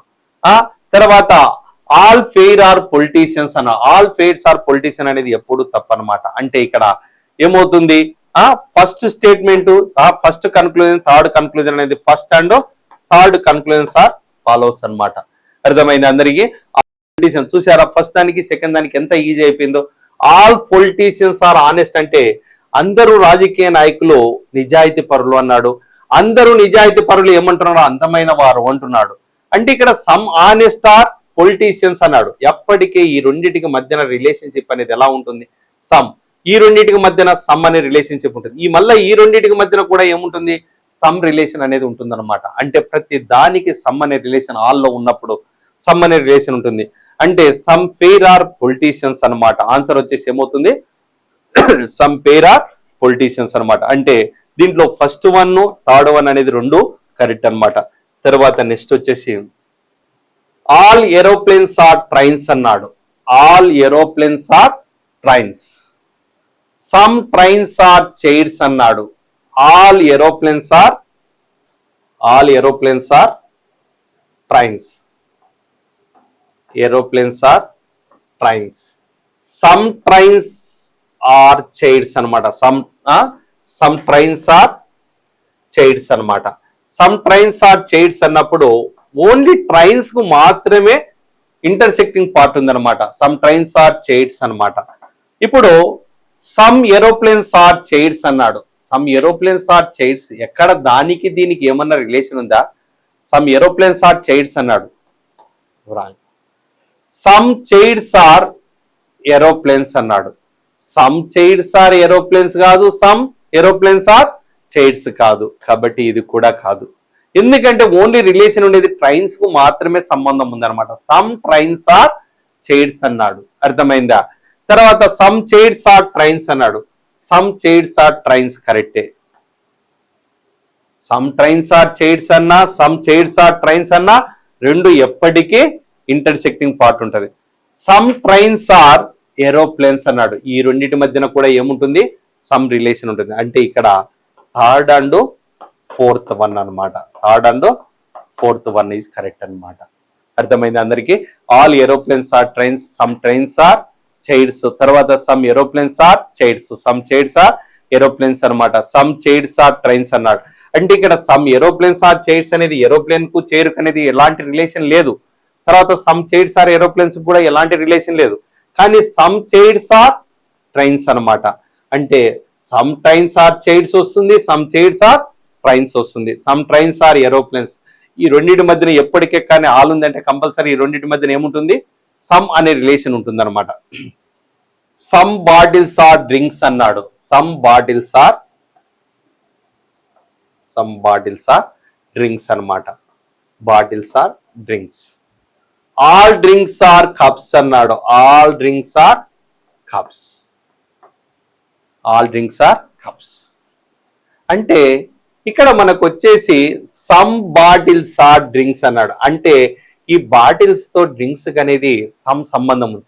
తర్వాత ఇప్పుడు కప్స్ కి వచ్చేసి చూడండి, ఇక్కడ ఆల్ డ్రింక్స్ ఆర్ కప్స్ అన్నాడు. All drinks are cups. Conclusion చూడండి, some bottles are cups correct. Some bottles are cups. Some cups are drinks. Some cups are drinks. ఎప్పుడు ఈ రెండింటి మధ్య రిలేషన్ ఏముంటుంది? అయిపోయా. ఇప్పుడు all drinks are bottles. All drinks are bottles ఎక్కడి నుంచి వస్తుంది? తప్పు. ఆల్ కప్స్ ఆర్ డ్రింక్స్, ఇది కూడా తప్పు. అంటే ఓన్లీ 1 and 2 ఫాలోస్ అన్నమాట. 1, 2 అనేది మాత్రం కరెక్ట్. క్వశ్చన్ చూడండి, ఆ ఫిగర్ ను బేస్ చేసుకుని ఎంత ఈజీగా చేయొచ్చో conclusions. Some bottles are drinks అన్నాడు. సమ్ బాటిల్స్ ఆర్ డ్రింక్స్ అన్నప్పుడు సమ్ బాటిల్స్ అనేది ఎప్పుడు సమ్ అంటేనే ఇంటర్సెక్టింగ్ పార్ట్ తీసుకోవాలి. తర్వాత నెక్స్ట్ వచ్చేసి ఏంటి? సమ్ కప్స్ ఆర్ డ్రింక్స్ అన్నాడు. సమ్ కప్స్ ఆర్ డ్రింక్స్ అంటే ఇక్కడ ఆల్ డ్రింక్స్ ఆర్ కప్స్ అన్నప్పుడు అన్ని డ్రింక్స్ వచ్చేసి కప్స్ లో ఉంటాయి అని చెప్తున్నాడు. కాబట్టి ఏమవుతుంది? సమ్ కప్స్ ఆర్ డ్రింక్స్ అనేది కరెక్ట్ అవుతుంది. ఆల్ డ్రింక్స్ ఆర్ బాటిల్స్ తప్పనమాట. సమ్ బుక్స్ ఆర్ పెన్స్ అన్నాడు. Some books are pens. Some books are pens అన్నమాట. Some books are pens. No pen is pencil అన్నాడు. No pen is pencil.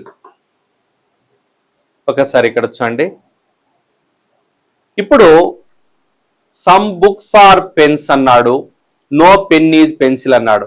ఇక్కడ some pens are books కరెక్టే కదా. First one వచ్చేసి some pens are books అనేది correct అవుతుంది మనకు. తర్వాత some books are not pencils అన్నాడు. Some pencils are books. Some pencils are books ఎక్కడి నుంచి వస్తుంది? ఇది తప్పు. Some books are not pencils. Some books are not pencils.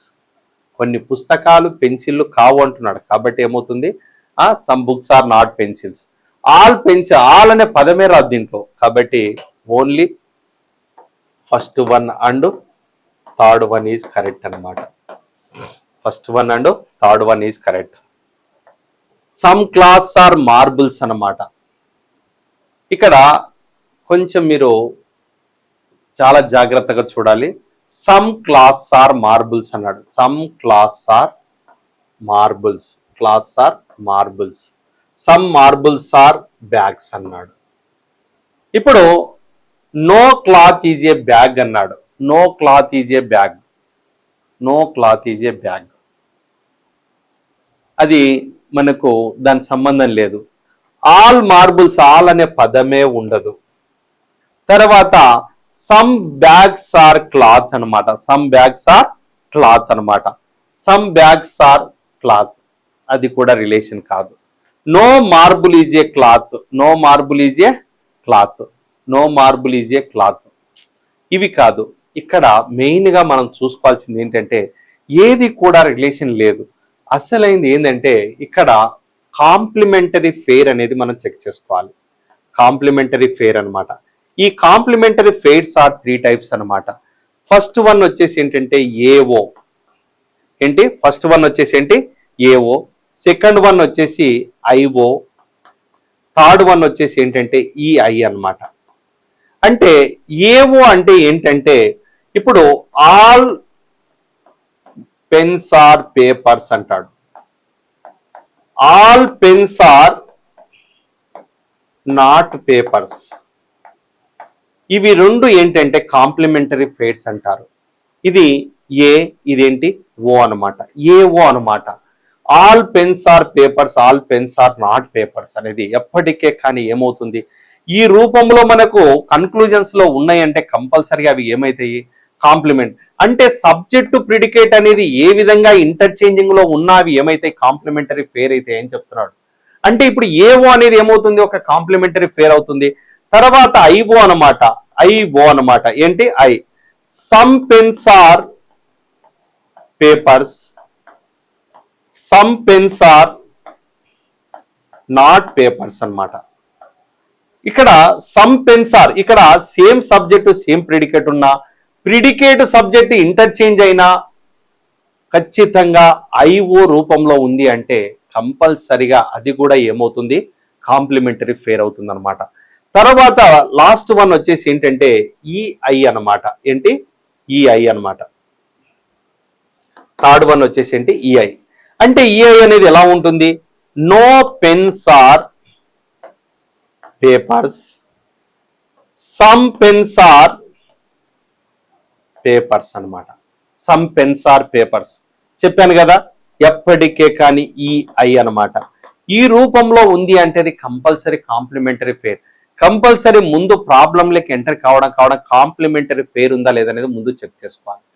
Complementary pair AO ఉందా, ఐఓ ఉందా, ఈఐ ఉందా, ఈ మూడు ఉన్నాయా, ఈ ఖచ్చితంగా సేమ్ సబ్జెక్టు సేమ్ ప్రెడికేట్ ఉన్నా, interchanging the subject and predicate ఉన్నా అవి compulsory complementary fairs.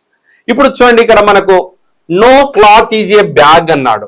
No cloth is a bag, no cloth ఇదేంటి ఈ. తర్వాత సమ్ బ్యాగ్స్ ఆర్ క్లాత్ అన్నాడు. అంటే చెప్పాను కదా ఇంటర్చేంజింగ్ ద సబ్జెక్ట్ ప్రెడికేట్ ఉన్నది ఏమవుతుంది, ఇది కూడా మనకి ఏమవుతుంది, ఐ అవుతుంది అనమాట. అంటే ఈ ఐ ఉంది కాబట్టి దీన్నే మనం ఏమంటాము, కాంప్లిమెంటరీ ఫెయిర్స్ అంటారు. దీన్ని ఏమంటారు, complement. No cloth is a bag. తర్వాత సమ్ బ్యాగ్స్ ఆర్ క్లాత్స్. ఇక్కడ కంపల్సరీ సబ్జెక్ట్ ప్రిడికేట్ అనేటువంటి సేమ్ ఉన్నాయా లేదా అనేది చూసుకోవాలి. Bag bag, cloth cloth. అంటే ఇక్కడ 2 నౌన్స్ అనేటువంటి సేమ్ ఉన్నాయి కాబట్టి కంపల్సరీగా మనకి ఏం తీసుకోవాలి, no cloth is a bag అనేది ఈ అవుతుంది. సమ్ బ్యాగ్స్ ఆర్ క్లాత్స్ అనేది ఏమవుతుంది, కంపల్సరీ ఈఐ అనేది అవుతుంది. కాబట్టి ఈ దీన్నే మనం ఏమంటాము, కాంప్లిమెంట్.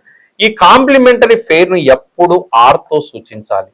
1 or 3 అని రాయాలి. ఆన్సర్ ఏం రాయాలి, 1 or 3 ఈజ్ కరెక్ట్ అనమాట. అర్థమైందా? అంటే 1 మరియు 3 అనేది ఏంటివి, కాంప్లిమెంటరీ ఫెయిర్స్ అంటారు. దీన్ని ఏమంటారు, కాంప్లిమెంటరీ ఫెయిర్స్ అంటారు. తర్వాత నెక్స్ట్ వన్ వచ్చేసి సమ్ టేబుల్స్ ఆర్ టీవీస్ అన్నాడు. Some tables are TVs, some tables are TVs, some TVs are radios, some tables are radios, no. Some radios are tables, no.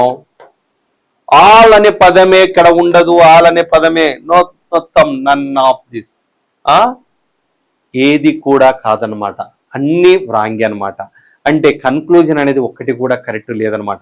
ఇక్కడ ఎంతసేపు ఉన్నా మన కన్క్లూజన్స్ అనేటువంటి ఏమొస్తాయంటే సమ్ టేబుల్స్ ఆర్ టీవీస్ వస్తుంది, some TVs are tables వస్తుంది, some TVs are radios వస్తుంది, some radios are TVs వస్తుంది. చూడండి ఇక్కడ some tables are TVs, some TVs are tables, some TVs are radios, some radios are TVs. Only 4 conclusions మాత్రమే. ఆ 4 ఏ conclusion అనేది లేదు కాబట్టి ఇవి అన్ని రాంగ్ అనమాట. లాస్ట్ వన్ వచ్చేసి statement some bags are packets అన్నాడు. Some bags are packets. Some baggers ఏంటి, బ్యాగ్స్ ఆర్ ప్యాకెట్స్ అన్నాడు. నో ప్యాకెట్ ఈజ్ పౌచ్ అన్నాడు. ఇక్కడ చూడండి, నో ప్యాకెట్ ఈజ్ పౌచ్ అన్నాడు. ఇక్కడ మనకు వచ్చేసి no bag is a pouch. No bag is a pouch అనేది మనం ఎప్పుడు నో అనే పదము ఇక్కడ వాడకూడదు. తర్వాత నెక్స్ట్ వచ్చేసి some bags are not pouch. ఇక్కడ మనకు వచ్చేసి some bags are not pouch అంటున్నాడు. Some bags are not pouch అనేది ఎప్పుడు కరెక్ట్ అవుతుంది. Some bags are not pouch అనేది ఏంటి, some bags are not pouch అనమాట. అంటే ఎందుకంటే ఇక్కడ మనకు ప్యాకెట్ అనేది సమ్ బ్యాగ్స్ తో సంబంధం ఉంది కాబట్టి ఇక్కడ మనకు వచ్చే some bags are not pouch అనమాట. ఆ కొన్ని పౌచ్లు కావు అని చెప్తున్నాడు. సమ్ ప్యాకెట్స్ ఆర్ ఏమంటున్నాడు, bags. Some packets are bags అనేది కూడా కరెక్ట్ అనమాట. No packet is a bag అన్నాడు. No packet is a bag తప్పు. కాబట్టి ఓన్లీ ఏమవుతుంది, second and third one are follows అనమాట. ఓకేనా, అందరికి అర్థమైంది కదా. Next statement courses of actions అన్నమాట. ఇప్పుడు the officer in charge of a company had A hunch that some money was missing from the safe అంటున్నాడు. అంటే ఒక ఆఫీసర్ యొక్క కంపెనీలో నుంచి సేఫ్ అనే దాని నుంచి కొద్దిగా మనీ మిస్ అయిపోయింది అని చెప్తున్నాడు. అంటే company had a hunch that some of money was missing from the safe. అంటే ఆ సేఫ్ నుంచి కౌంట్ చేయడంలో మిస్ కావచ్చు, ఏ విధంగా అయినా కానీ కొద్దిగా మనీ మిస్ అయిపోయింది అని చెప్తున్నాడు. అంటే ఆ కోర్సెస్ ఆఫ్ యాక్షన్ అనేది ఆ విధంగా ఉన్నప్పుడు, ఆ మనీ మిస్ అయిపోయినప్పుడు మనం తీసుకునేటువంటి యాక్షన్ అనేది ఎలా ఉండాలి, ఏ విధంగా ఉండాలి అంటే మనీ పోయిందని చెప్పేసి పటాపటా పోయి పోలీస్ స్టేషన్ పోయి కంప్లైంట్ ఇవ్వడం కాదు. ముందు ఆ మనీ పోయిందా లేదా అనేది ముందు మనం చెక్ చేసుకోవాలి. అంటే కంపల్సరీ యాక్షన్ అనేది మనం ఏం చేసుకోవాలి అంటే ఇక్కడ మనీ పోయిందని మనం అనడం మనం ఫాస్ట్ గా పోయి మనం ఎమ్మడే పోలీసులకు కంప్లైంట్ ఇవ్వడం కాదు. అంటే you should get it recounted with the help of the staff అన్నమాట. అంటే సహ ఉద్యోగులతో కలిసి మళ్ళా రీకౌంటింగ్ చేసి లెక్కించి కరెక్ట్ గా ఉందా లేదా అనేది ముందు తెలుసుకోవాలి అని చెప్తున్నాడు. అంటే కోర్స్ ఆఫ్ యాక్షన్ అనేది ఫస్ట్ వన్ అనేది కరెక్ట్ అన్నమాట. ఎందుకంటే ఎప్పుడు డైరెక్ట్ నెగిటివ్ లేక వెళ్ళకూడదు. కంపల్సరీ థింకింగ్ అనేది పాజిటివ్ ఉండాలి. డైరెక్ట్ థింకింగ్ అనేది నెగిటివ్ లేక వెళ్ళేసి మనీ పోయింది అని చెప్పేసి ఈ షుడ్ ఇన్ఫార్మ్ ద పోలీస్ అంటే ఎప్పటికే కానీ ఆ కోర్స్ ఆఫ్ యాక్షన్ అనేది ఎప్పుడు డైరెక్ట్ గా పోలీస్ స్టేషన్లోకి వెళ్ళకూడదు. ఎందుకంటే ఫస్ట్ మనము 1కి 2 సార్లు ముందు లెక్కించిన తర్వాత మనకు తప్పు లెక్కొచ్చినా మళ్ళా వేరే వాళ్ళతో సహ ఉద్యోగులతో మనకు తోటి ఉద్యోగులతో లెక్కించి దాన్ని అప్పుడు చెక్ చేసుకున్న తర్వాతనే బ్యాలెన్స్ షీట్ కరెక్ట్గా ఉందా లేదని చెక్ చేసుకున్న తర్వాతనే మనం ఏదైనా డెసిషన్ తీసుకోవాలి. కాబట్టి కోర్స్ ఆఫ్ యాక్షన్ అనేది ఎప్పటికే కానీ ఫస్ట్ వన్ అనేది కరెక్ట్ అన్నమాట. There has been a significant drop in the water level of all the lakes supplying water to the city. అంటే నగరంలోని సరస్సులలోని నీళ్లు మొత్తము తగ్గిపోయినాయి ఏం చెప్తున్నాడు అనమాట. There has been a significant drop in the water level of all the lakes. Lakes అంటే సరస్సులు అనమాట. Supplying water to the city అంటే నగరంలోని అంటే సప్లయింగ్ వాటర్ అనేది ఏమవుతుంది, వాటర్ లెవెల్ పూర్తిగా తగ్గిపోయింది అని చెప్తున్నాడు. అప్పుడు తగ్గిపోయినప్పుడు మనం తీసుకోవాల్సింది ఏంటి, తీసుకోవాల్సింది ఆడ ముందే వాటర్ తగ్గిపోయింది. గవర్నమెంట్ అనేది మనకు వాటర్ ఇప్పుడు మన నగరంలో వాటర్ తగ్గిపోయిందంటే మనం తీసుకోవాల్సింది ఏంటి, వాటర్ ను తక్కువగా వాడుకోవాలి. మెయిన్ గా ఫస్ట్ ఏంటి, వాటర్ తగ్గిపోయిందంటే కంపల్సరీ ఎక్కడి నుంచి రాలేం కదా, ఖచ్చితంగా వాటర్ ఏంటి, the water supply authority should impose particular cut in the supply to tackle the situation అనమాట. అంటే కట్ ఇన్ ద సప్లై అనమాట. అంటే ఏం చేస్తాడు, వాటర్ ను కంపల్సరీగా వాటర్ అనేది అక్కడ వాటర్ లెవెల్ సరస్సుల్లో వాటర్ తగ్గిపోయినప్పుడు కంపల్సరీ చెరువుల్లో వాటర్ తగ్గిపోయిందంటే కంపల్సరీ వాటర్ సప్లై అనేది ఏమవుతుంది, ఆ వాటర్ సప్లై అనేవాడు కంపల్సరీగా మనకి ఏమవుతుంది, వాటర్ సప్లైని పార్టికల్ గా కొద్ది భాగాన్ని తగ్గించేస్తాడనమాట. అంటే సిచ్యువేషన్ బేస్ చేసుకొని వాటర్ లెవెల్ తగ్గిపోవడం వల్ల ఆ సప్లై అనేది కంపల్సరిగా నీటిపారుదల శాఖ వాడు కంపల్సరిగా ఏం చేస్తాడు, వాటర్ సప్లైని కొద్దిగా తగ్గిస్తాడు. అది ఫస్ట్ వన్ అనేది ఖచ్చితంగా యాక్షన్ తీసుకోవాల్సిందే. The government should appeal to all the residents అనమాట through mass media for minimal use of water. అంటే ఖచ్చితంగా గవర్నమెంట్ అనేది ఏం చేస్తుంది, కంపల్సరిగా ప్రతి నగరంలో ప్రతి ఒక్క ఏరియాకు వాటర్ను చాలా తక్కువగా యూజ్ చేసుకోవాలని కంపల్సరిగా ఖచ్చితంగా మనము సహాయం వాళ్ళతో, అంటే ఇప్పుడు మనకి ఏమవుతుంది, appeal to all the residents throw mass media అనమాట. అంటే ఆ గ్రామస్తులతో కానీ మీడియా వాళ్ళతో కానీ ఖచ్చితంగా ఏం చేస్తుంది, వాటర్ పూర్తిగా తగ్గిపోయింది సరస్సుల్లో, కాబట్టి ఖచ్చితంగా గవర్నమెంట్ అనేది ఏమి రూల్ తీసుకుంటుంది, మీడియా ద్వారా కంపల్సరిగా వాటర్ ను తక్కువగా యూజ్ చేయాలని చెప్తుంది. అంటే ఫస్ట్ వన్ కరెక్టే, సెకండ్ వన్ అనేది కరెక్టే. ఎందుకంటే ఒకటే గుర్తుపెట్టుకోండి, సరస్సుల్లో వాటర్ తగ్గింది అంటే కంపల్సరీ ఏమంటున్నాడు, వాటర్ లెవెల్ అనేది ఏమవుతుంది, ఆఫ్ ఆల్ ద లేక్స్ అనమాట, supplying water to the city అంటున్నాడు. అంటే డ్రాప్ ఇన్ ద వాటర్ అంటే ఏమవుతుంది, అక్కడ significant drop in the water అంటే వాటర్ లెవెల్ అనేది పూర్తిగా తగ్గిపోయింది. ఏం చెప్తున్నాడు, ద వాటర్ సప్లై అథారిటీ అనమాట should impose particulate cut in the supply. అంటే వాటర్ సప్లై ఏం చేస్తుంది, కొద్దిగా పర్టికులర్ గా కట్ చేసేస్తుంది అనమాట. తర్వాత ద గవర్నమెంట్ షుడ్ అపీల్ అనమాట టు ఆల్ ద రెసిడెంట్స్ అనమాట త్రో మాస్ మీడియా ఫర్. అంటే ఏమవుతుంది, ఖచ్చితంగా మీడియా ద్వారా ఆ గవర్నమెంట్ అనేది ఆ ప్రజలకు చేరే విధంగా వాటర్ ను తక్కువగా యూజ్ చేయమని ఖచ్చితంగా చెప్పాలి, అప్పీల్ చేయాలి. చేస్తేనే అప్పుడు మనం దాని విధంగా యూజ్ చేసుకోవడానికి ఉంటుంది అనమాట. అంటే ఇక్కడ ఫస్ట్ వన్ అనేది సెకండ్ వన్ అనేది రెండు కరెక్టే అనమాట. అర్థమైందా? నెక్స్ట్ వన్ వచ్చేసి అని average about 20 people are run over by trains and die every day while crossing the railway tracks through the level అంటున్నాడు. అని యావరేజ్ అనమాట. అంటే అబౌట్ 20 pupils అనమాట. అంటే ఎవ్రీ డే ప్రతిరోజు రైల్వే ట్రాక్ల ద్వారా క్రాస్ చేస్తూ 20 మంది చనిపోతున్నారు అని చెప్తున్నాడు. అంటే యావరేజ్ మీద, అంటే రైల్వే ట్రాక్ ను క్రాస్ చేసుకుంటా ఖచ్చితంగా ఈ క్రాస్ చేసే మధ్యలోనే ఎంతమంది, 20 members చనిపోతున్నారు. అంటే 20 members చనిపోతున్నారు అంటే ఖచ్చితంగా మనం యాక్షన్ అనేది తీసుకోవాలి. యాక్షన్ తీసుకోవాలంటే అప్పుడు ఏం చేయాలి, ఈ క్రాసింగ్ లైన్లను మొత్తాన్ని క్లోజ్ చేయాలంటే ఆ railway authority should be instruction to close all the level crossings. అన్ని లెవెల్ క్రాసింగ్స్ ను క్రాస్ చేయలేం కదా, ఎందుకంటే ఇక్కడ ఏదో జరుగుతుందని ఎక్కడో ట్రైన్ వస్తుంది కానీ అక్కడ క్లోజ్ చేయలేం. కాబట్టి ఇది ఎప్పటికీ తప్పనమాట. కానీ those who are found crossing the tracks when the gates are closed should be fined heavily. అంటే ఎప్పటికే కానీ రైలు వచ్చే ముందు రైల్వే ట్రాక్ ను మీరు క్రాస్ చేశారు అంటే ఖచ్చితంగా మీకు జరిమానా విధించబడుతుంది. ఫైండ్ హెవీలీ అంటే మీకు ఖచ్చితంగా జరిమానా అనేది ఎక్కువగా విధించబడుతుంది అని ఎప్పుడైతే మనం చెప్తామో, ఆ రైల్వే ట్రాక్ ను దాటాలి అంటేనే వాడు ఖచ్చితంగా భయపడిపోతాడనమాట.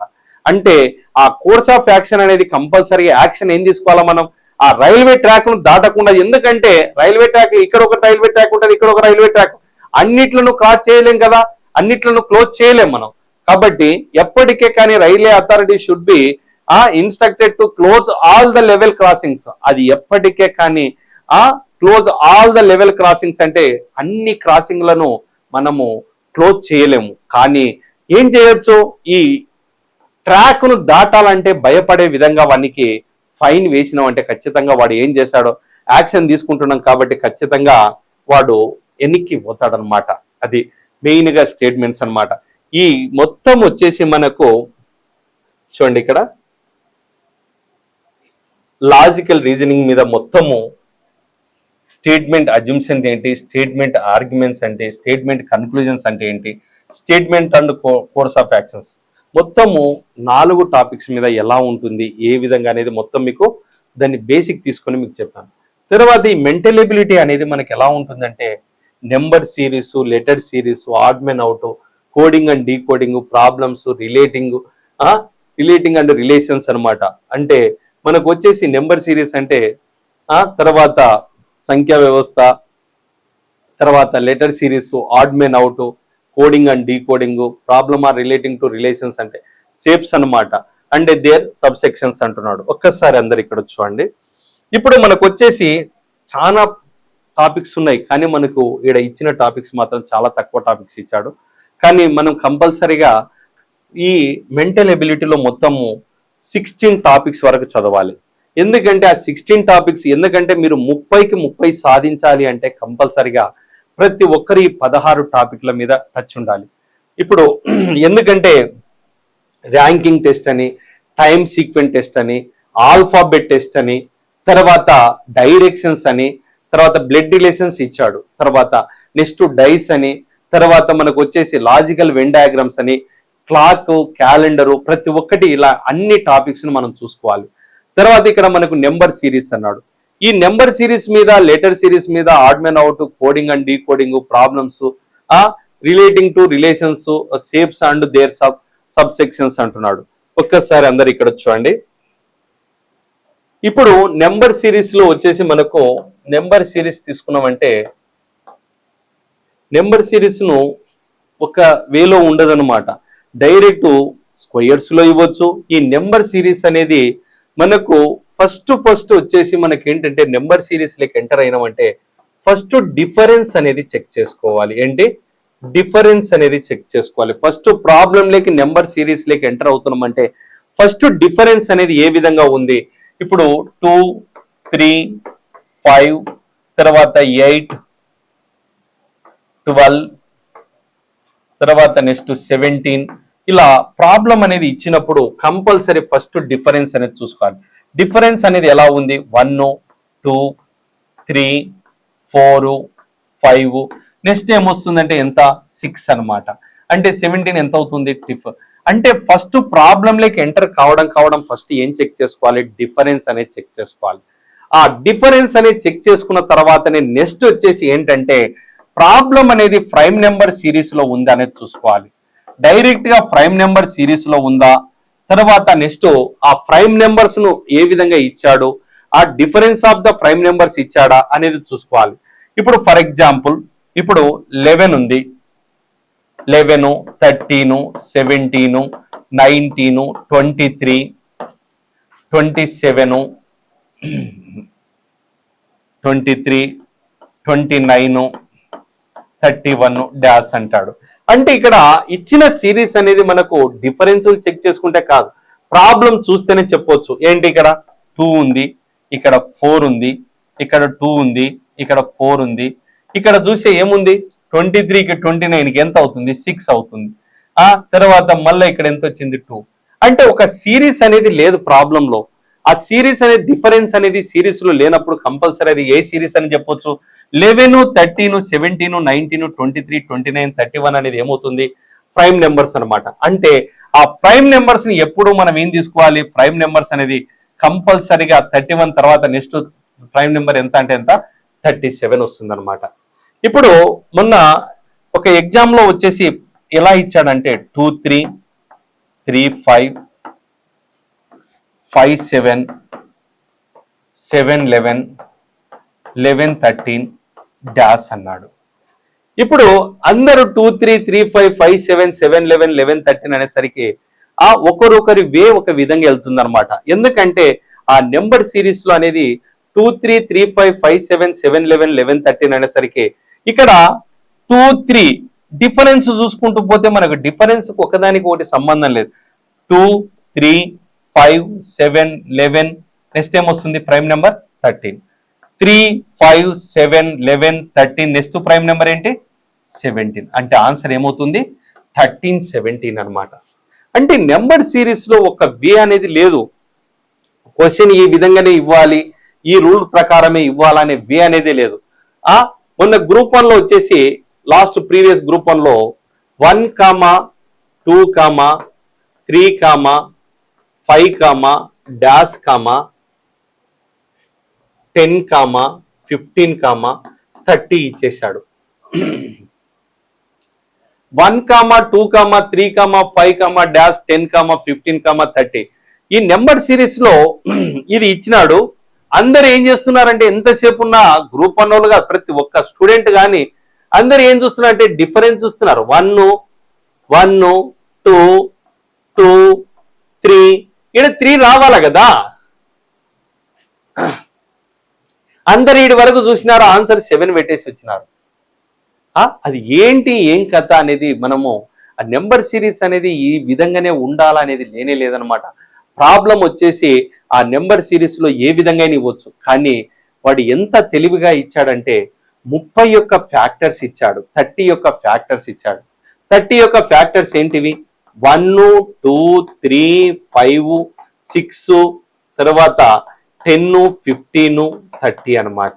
అంటే ఇక్కడ ఏమవుతుంది, 130 జా 30, 215 జా 30, 310 జా 30, 56 జా ఎంత 30. అంటే 30 యొక్క ఫ్యాక్టర్స్ ను సీరియస్ గా ఇచ్చాడనమాట.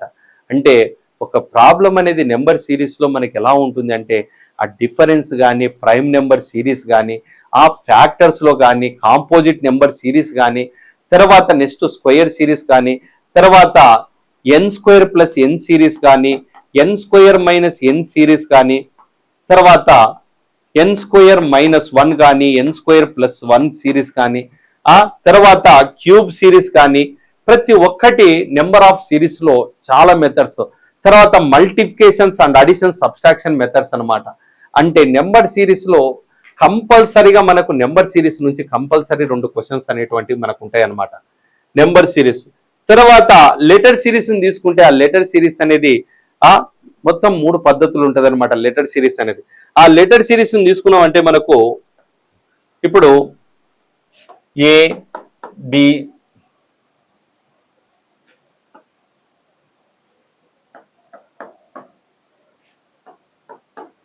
డాష్ అంటాడు. ఇప్పుడు మనకు వచ్చేసి ఇక్కడ చూడండి A B C D E F G H I J K L M N. Answer వచ్చేసి ఏమవుతుంది ఓ అన్నమాట. అంటే ఒక్కోసారి ఫస్ట్ ఒక లెటర్ వదిలేసినాడు, తర్వాత 2 లెటర్లు, తర్వాత 3 లెటర్లు, తర్వాత అలా అనమాట. అంటే ప్రాబ్లం అనేది మనకి ఎలా పోతుంటది అంటే డిఫరెన్స్ అనేది వాడు ఏ విధంగా అయినా తీసుకోవచ్చు అనమాట. ఇప్పుడు చూడండి ఇక్కడ AB comma DE comma GH comma JK comma MN comma dash అంటాడు. ఇప్పుడు AB CDE FGH IJK LMN OPQ అన్నమాట. ఆ లెటర్ సిరీస్ అనేది ఒక పద్ధతిలో తీసుకుంటే వెళ్ళిపోతుండాలన్నమాట. లెటర్ సిరీస్ అనేది చాలా ఈజీగా ఉంటుంది. ఈ లెటర్ సిరీస్ అనేది మనకు ఇంకా మనకు వచ్చేసి ఏబి డాష్, తర్వాత ఏ డాష్ సి డాష్ బిసి ఏ డాష్ డాష్ ఇలా ప్రాబ్లం ఇస్తాడు. ఇలా ఇచ్చినప్పుడు మనము ఏంటి ఇక్కడ డాష్ లో ఏముంటది అంటే కంపల్సరీ ప్రాబ్లం అనేది ఫస్ట్ కౌంట్ చేసుకోవాలి. 1 2 3 4 5 6 7 8 9 10 11 12 అంటే 12 యొక్క ఫ్యాక్టర్స్ గా డివైడ్ చేసుకోవాలి. 12 యొక్క ఫ్యాక్టర్స్ ఏంటి 2 1 తీసుకోద్దండి 2 3 4 6 ఓకే 2 గా డివైడ్ చేయండి. ఏబి ఉందా లేదు. నెక్స్ట్ 3 గా డివైడ్ చేసుకోండి. 3 గా డివైడ్ చేసుకున్నప్పుడు ఫస్ట్ లెటర్ ఏముంది ఏ, ఫస్ట్ లెటర్ ఏముంది ఏ, ఫస్ట్ లెటర్ ఏముంది ఏ, ఫస్ట్ లెటర్ ఏముంది ఏ. అంటే ఒక సెంటెన్స్ వచ్చేస్తుంది ఏబిసి, ప్రతి దాంట్లో ఏబిసి రాసేయండి అయిపోయా. ఆన్సర్ వచ్చేసి ఏమవుతుంది సిబిఏబిసి అన్నమాట.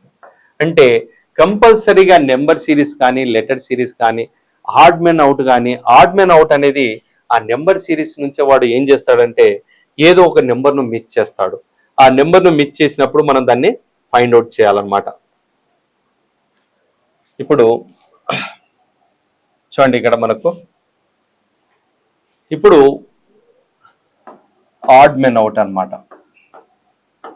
దీన్నే క్లాసిఫికేషన్ అని కూడా అంటారు. ఏమంటారు క్లాసిఫికేషన్ అన్నమాట. ఇప్పుడు ఏ సి ఈ జి జే కే. ఇప్పుడు చూడండి ఇక్కడ ఏకు సికి డిఫరెన్స్ ఎంత ఉంది? 1 letter. B, C, D, E, F, G, H, I. అంటే నెక్స్ట్ లెటర్ ఇక్కడ ఏముండాలి? జే అనేది మనకు ఆడ్ మెన్ అవుట్ అవుతుంది అనమాట. అంటే కంపల్సరిగా ఆడ్ మెన్ అవుట్ అనేది కంపల్సరిగా మనకు ఒక లెటర్ లో ఆడ్ మెన్ అవుట్ కనుక్కోవాలంటే లెటర్ పరంగా లెటర్ గా ఆడ్ మెన్ అవుట్ అనేది ఎలా ఉంటుందంటే, అంటే మొత్తం మీద మనం సిరీస్ తీసుకున్నప్పుడు దాంట్లో ఏదో ఒకటి ఆడ్ మెన్ అవుట్ ఉంటుంది అనమాట. భిన్నమైన దాన్ని మనం గుర్తించాలన్నమాట. ఇప్పుడు 11, 13, 17, 19, 29, 31, 37 ఇలా ఉంది.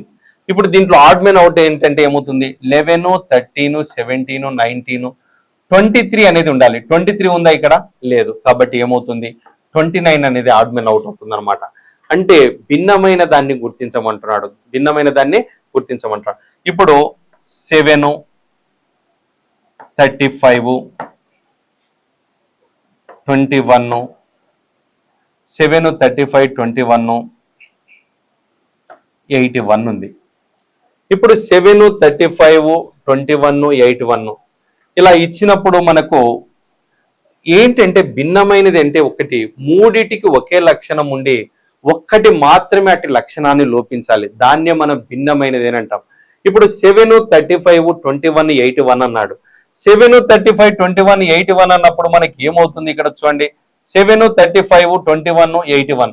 ఇప్పుడు మూడిటికి ఒకే లక్షణం ఉంది. 7 1 జా 7, 7 5 జా 35, 7 3 జా 21, 81 అనేది ఏమవుతుంది?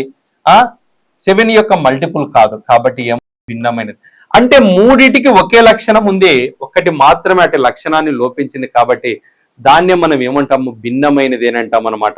అంటే ఆ భిన్నమైనది అనేది మనకి ఎప్పటికే కానీ ఒకటి గుర్తుపెట్టుకోండి, ఆ ఆడ్ మెన్ అవుట్ ను మీరు ప్రాబ్లంలో తీసుకున్నప్పుడు మూడిటికి ఒకే లక్షణం ఉంటుంది, ఒక్కటి మాత్రమే అట్టి లక్షణాన్ని ఏమవుతుంది? లోపిస్తుంది అనమాట. ఇప్పుడు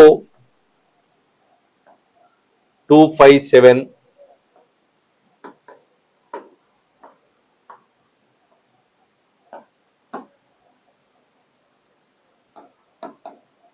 ఇప్పుడు చూడండి, దీంట్లో భిన్నమైనది ఏదంటే ఏమవుతుంది?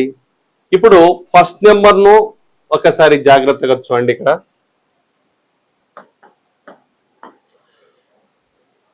ఫస్ట్ నెంబర్ లాస్ట్ నెంబర్ ని యాడ్ చేస్తే ఎంత? 2 + 5 ఎంత అవుతుంది? 7. 3 + 2 ఎంత అవుతుంది? 5. తర్వాత 7 + 2 ఎంత అవుతుంది? 9. 5 + 3 ఎంత కావాలి? 8 కావాలి. 8 ఉందా ఇక్కడ? లేదు. కాబట్టి ఏమవుతుంది? భిన్నమైనది అనమాట.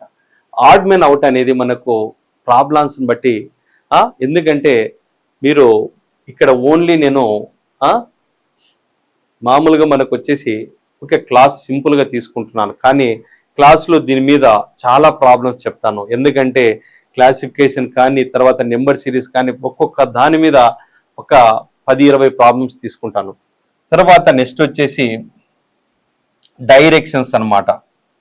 ఇప్పుడు డైరెక్షన్స్ తీసుకుంటే ఇదేంటి? East, west, north, south, south east, north east, south west, north west అన్నమాట.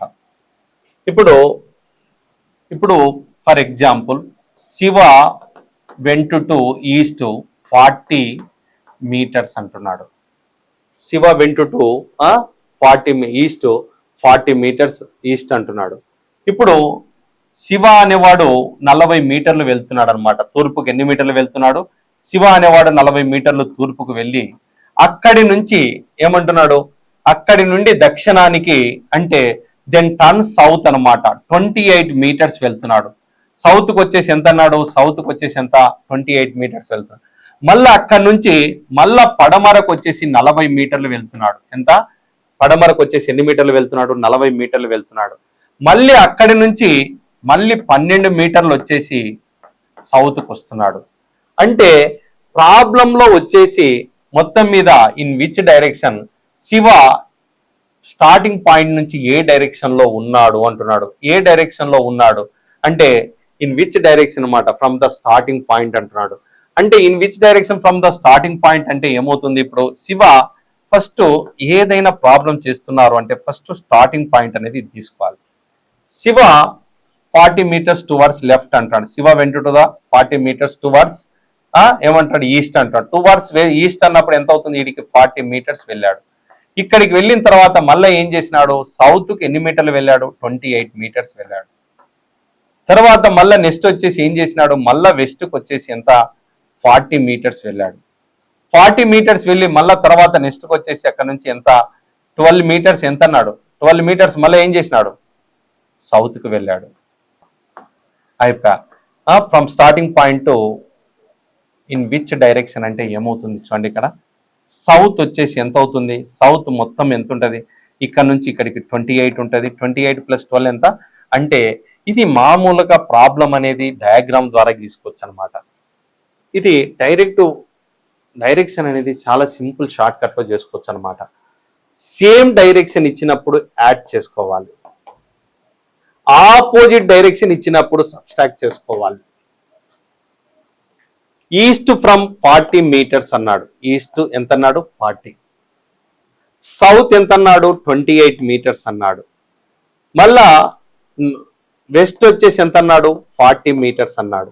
మళ్ళీ సౌత్ ఎంత అన్నాడు 12 అన్నాడు.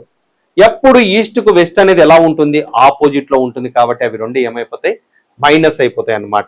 ఈస్ట్ 40 వెస్ట్ 40 అనేది ఏమైపోతుంది, సౌత్ సేమ్ డైరెక్షన్ ఉన్నప్పుడు ఏం చెప్పాను, అంటే 28 + 12 = ఎంత అవుతుంది, మొత్తం మీద మనకు వచ్చేసి 40 meters అవుతుంది. అంటే 40 meters సౌత్ అనమాట. అంటే మొత్తం మీద మనకు వచ్చేసి 40 meters సౌత్ అనేది మనకు ఈ విధంగా ఉంటుంది అనమాట. అంటే డైరెక్షన్ అనేది ప్రాబ్లంలో మనకు ఏ ప్రాబ్లం ఇచ్చినా దాన్ని సింపుల్ గా షార్ట్ కట్ లో చేసుకోవచ్చు అనమాట. మనకి ఎందుకంటే ఈ ప్రాబ్లమ్స్ అనేది ఈస్ట్ వెస్ట్ నార్త్ సౌత్ ఎప్పటికే కానీ ఈస్ట్ కు ఆపోజిట్ లో ఏముంటుంది, వెస్ట్ ఉంటుంది. వెస్ట్ కు ఆపోజిట్ లో ఏముంటుంది, ఈస్ట్ ఉంటుంది. నార్త్ కు ఆపోజిట్ లో ఏముంటుంది, సౌత్ కు ఆపోజిట్ లో ఏముంటుంది, నార్త్ అన్నమాట. అంటే రీజనింగ్ అనేది మనకు చెప్పుకుంటూ వెళ్తే ఇంకా రిలేషన్స్ అన్నమాట. డైరెక్ట్ రిలేషన్స్ అనేది ఎలా ఉంటుంది అంటే దీన్ని మీకు క్లాస్ లో చాలా క్లారిటీగా తీసుకుంటాను. ఓకే, రిలేషన్స్ అనేది రక్త సంబంధాలు అన్నమాట. ఈ రక్త సంబంధాలు అనేది మనకు ప్రాబ్లమ్స్ లో వచ్చేసి ఈ రిలేషన్స్ అనేది ఎప్పటికే కానీ ఏకు బి సోదరుడు, బికి సి సోదరి, సికి డి సోదరుడు, ఎప్పటికే కానీ బ్రదర్ ఆర్ సిస్టర్ రిలేషన్షిప్ అన్నమాట. We have to take the straight line అన్నమాట. అంటే సోదరభావ సంబంధాన్ని ఎప్పుడు మీరు ఒక వరుసలో తీసుకోవాలి. సోదరభావ సంబంధాన్ని ఏం తీసుకోవాలి, ఈ రక్త సంబంధాలు అంటేనే చాలా ఈజీ టాపిక్ అన్నమాట. ఏ క్వశ్చన్ ఇచ్చినా ఈజీగా చేసి రావచ్చు. రక్త సంబంధాలు అంటే ఫస్ట్ పాయింట్ ఏం చెప్తున్నాను, సోదరభావ సంబంధాన్ని ఏం తీసుకోవాలి, ఒక స్ట్రైట్ లైన్ లో తీసుకోవాలన్నమాట. చిన్న వరుస అయిన వాళ్ళు అంటే మనకి యంగెస్ట్ రిలేషన్షిప్ అన్నమాట.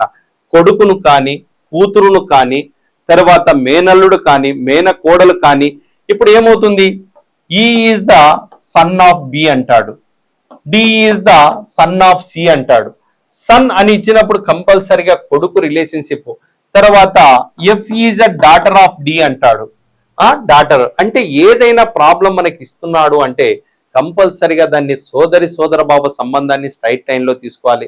తర్వాత మనకు వచ్చేసి ఈ మామూలుగా మనకు వచ్చేసి యంగెస్ట్ రిలేషన్షిప్ అనేది ఎప్పటికే కానీ బిలో తీసుకోవాలి. తర్వాత నెక్స్ట్ ఎప్పటికే కానీ ఎల్డెస్ట్ రిలేషన్షిప్ అన్నమాట. అంటే మనకు తల్లి కానీ తండ్రి కానీ మామ కానీ మేనమామ కానీ మేనత్త కానీ గ్రాండ్ ఫాదర్ కానీ గ్రాండ్ మదర్ కానీ అందరినీ ఏం తీసుకోవాలి, పైన తీసుకోవాలన్నమాట.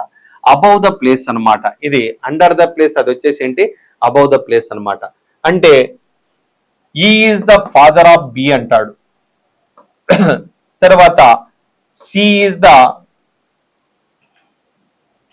ఇప్పుడు X is the mother of C అంటాడు. తర్వాత మెటర్నల్ ఆంట్ ఆఫ్ డి ఏమంటున్నాడు ఇక్కడ, F is the maternal aunt of D అంటాడు. అంటే ఎప్పటికే కానీ ఎల్డెస్ట్ రిలేషన్షిప్ ఉన్నప్పుడు మనం అబౌవ్ లో తీసుకోవాలి. అండర్ ద ప్లేస్ వచ్చేసి యంగెస్ట్ రిలేషన్షిప్ అన్నమాట. తర్వాత నెక్స్ట్ వచ్చేసి వెరీ వెరీ ఇంపార్టెంట్ రిలేషన్ ఏంటంటే భార్య భర్తలను. ఏ ఈజ్ ఈక్వల్ టు బి అన్నమాట. అంటే సమానత్వపు గుర్తునన్నా ఉపయోగించాలి, నువ్వు లేక నేను లేనన్నట్టు అండ్ అనే గుర్తునన్నా ఉపయోగించాలన్నమాట. భార్య భర్తలకు వచ్చేసి మాత్రం ఏంటి, ఈజ్ ఈక్వల్ అన్న ఉపయోగించుకోవాలి, లేకపోతే అండ్ అనే రిలేషన్ అన్న ఉపయోగించాలి. ఈ రక్త సంబంధాలు చేస్తున్నారు అంటే కంపల్సరిగా ఈ 2 పాయింట్స్ ను మొత్తం 4 పాయింట్స్ మైండ్ లో ఉండాలి. ఇంకా అస్సలైంది ఏంటంటే ఎప్పుడు మేల్ కి వచ్చేసి ప్లస్ తీసుకోవాలి, ఫిమేల్ కి వచ్చేసి ఏం తీసుకోవాలి, మైనస్ తీసుకోవాలన్నమాట. అంటే ఎప్పటికే కానీ జెంట్స్ అంటే ప్లస్, ఉమెన్స్ అంటే ఏంటి, మైనస్ అన్నమాట. అంటే కంపల్సరిగా మేల్స్ ఎప్పుడు ప్లస్ తీసుకోవాలి, ఫిమేల్స్ ఎప్పుడు ఏం తీసుకోవాలి, మైనస్ తీసుకోవాలి. ఇప్పుడు ఒక సింపుల్ ఎగ్జాంపుల్ ఇస్తాను చూడండి. A is the sister of B అంటున్నాడు. A is the sister of B అన్నమాట. B is the sister of C అంటున్నాడు. D is the father of B అన్నాడు. D is the father of B అన్నాడు. తర్వాత E is the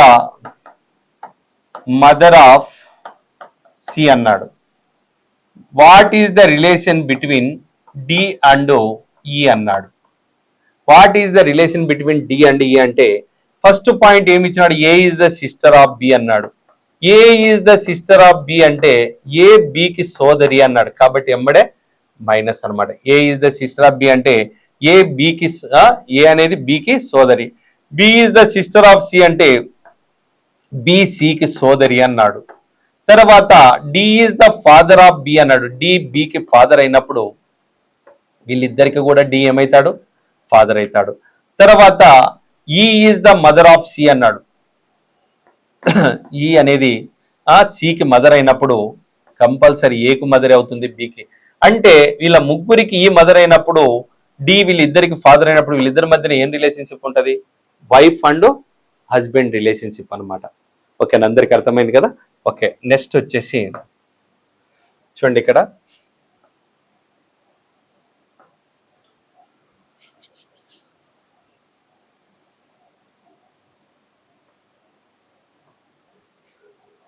మొత్తం ఎన్ని triangles ఉంటాయి,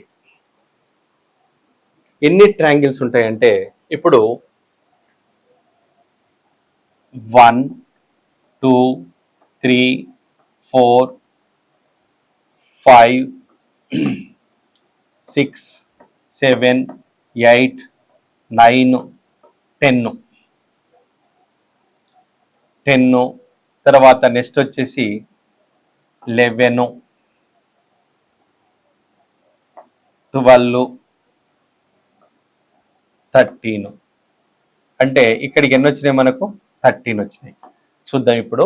ఒక మీకు సింపుల్ షార్ట్ కట్ చెప్తాను చూడండి. 1 2 3 1 2 3 1 1 ప్లస్ 2 ఎంత అవుతుంది, 3 3 ప్లస్ 3 ఎంత అవుతుంది, 6. మొత్తం ఎంత, 10. ఆల్టర్నేటివ్ నెంబర్స్ కింద నుంచి అన్నమాట. 10 ప్లస్ 3 ఎంత అవుతుంది, 13 అన్నమాట. అంటే ఎప్పటికే కానీ how many triangles, shape of the triangles అన్నమాట. How many triangles, how many, తర్వాత how many squares, how many rectangles, ఇలాంటి క్వశ్చన్స్ అడుగుతూ వస్తారన్నమాట. తర్వాత ఇప్పుడు ఇంకోటి తీసుకున్నాం అంటే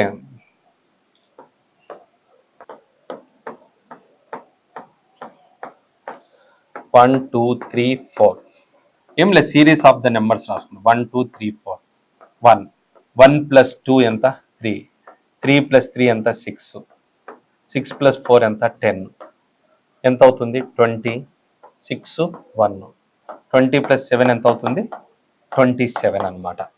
అంటే హౌ మెనీ ట్రయాంగిల్స్ అన్నప్పుడు ఇప్పుడు దీంట్లో వచ్చేసి మొత్తము ఎన్ని ట్రయాంగిల్స్ ఉంటాయంటే ఏమవుతుంది, 1 2 3 4 5 6 7 8 ట్రయాంగిల్స్. తర్వాత డయాగ్నల్స్ అన్నమాట. రైట్ సైడ్ లెఫ్ట్ సైడ్, ఈ diagonals right side left side 8 plus 4. తర్వాత నెక్స్ట్ వచ్చేసి బిగ్ ట్రయాంగిల్స్ 1 2 3 4 అంటే మొత్తం వచ్చేసి 8 + 4 + 4 ఎంత అవుతుంది 16 అన్నమాట. అంటే ఆ ట్రయాంగిల్స్ అనేది ఎన్ని ఉంటాయంటే 16 ట్రయాంగిల్స్ ఉంటాయి అన్నమాట. ఇప్పుడు చూడండి ఇక్కడ ఎన్ని స్క్వేర్స్ ఉంటాయంటే ఏమవుతుంది 1 2 3 4 5 6 7 8 9 10 11 మొత్తం ఎన్ని స్క్వేర్స్ ఉంటాయి ఎంత 11 స్క్వేర్స్ అన్నమాట. ఓకేనా, అందరికి అర్థమైంది కదా. మొత్తం మీద మనకు వచ్చేసి ఇంకా న్యూమరికల్ ఎబిలిటీ అనేది మనకు అర్థమెటిక్ టాపిక్స్ అన్నమాట. అర్థమెటిక్ అనేది చాలా హెవీగా ఉంటుంది. అర్థమెటిక్లో number system, ratio and proportions,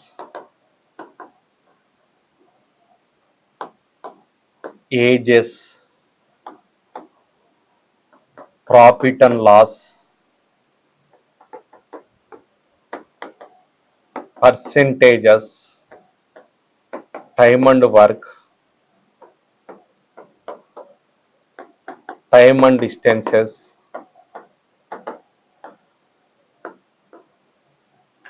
simple interest,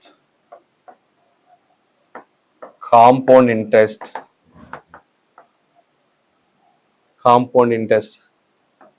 averages అన్నమాట. ప్రాబ్లమ్స్ వచ్చేసి మొత్తం మీద మనకు number system, ratio and proportions, ages, profit and loss, percentages, time and work, time and distance, simple interest, compound interest, averages. ఇప్పుడు అర్థమెటిక్ మీద చాలా problems అన్నమాట. ఇప్పుడు నెంబర్ సిస్టమ్ తీసుకున్నామంటే ఆ నెంబర్ సిస్టంలో ఇప్పుడు మనకు ఇంట్రడక్షన్లోనే ఇప్పుడు ప్రైమ్ నెంబర్స్, డివిజబిలిటీ,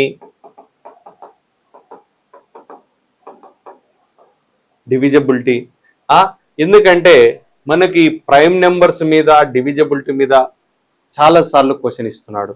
ఆ ప్రైమ్ నెంబర్స్ అన్నమాట. ప్రైమ్ నెంబర్స్ అన్నప్పుడు 1 to 50 ప్రైమ్ నెంబర్స్ ఎన్ని అంటే ఏమవుతుంది 1 to 50 ప్రైమ్ నెంబర్స్ ఎన్ని ఉంటాయి 15 ప్రైమ్ నెంబర్స్ ఉంటాయి. 51 to 100 ప్రైమ్ నెంబర్స్ ఎన్ని ఉంటాయి అంటే ఏమవుతుంది 10 ప్రైమ్ నెంబర్స్ ఉంటాయి. తర్వాత 1 to 100 ప్రైమ్ నెంబర్స్ ఎన్ని అంటే ఎంత 25 ప్రైమ్ నెంబర్స్ ఉంటాయి. ఇప్పుడు 101 నుంచి 200 వరకు ప్రైమ్ నెంబర్స్ ఎన్ని అంటే ఎంత 21 అన్నమాట. తర్వాత 101 నుంచి 200 వరకు ఎన్ని ప్రైమ్ నెంబర్స్ ఉంటాయి అంటే ఎంత 21 ప్రైమ్ నెంబర్స్ ఉంటాయి అన్నమాట.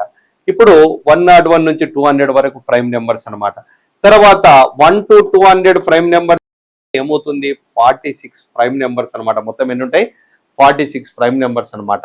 ఇప్పుడు 3 డిజిట్ గ్రేటెస్ట్ ప్రైమ్ నెంబర్ ఏంటి, 4 డిజిట్ గ్రేటెస్ట్ ప్రైమ్ నెంబర్ ఏంటి, 5 డిజిట్ గ్రేటెస్ట్ ప్రైమ్ నెంబర్ ఏంటి, తర్వాత డివిజబిలిటీలో డివిజబుల్ బై 11 అంటే ఏంటి, డివిజబుల్ మెయిన్ గా దీంట్లో వచ్చేసి డివిజబుల్ బై 3 ఒకటి, డివిజబుల్ బై 9 ఒకటి, డివిజబుల్ బై 11 ఒకటి, డివిజబుల్ బై 8 అన్నమాట. డివిజబుల్ బై 3 అంటే some of the all digits is divisible by 3, the number is always divisible by 3 అన్నమాట.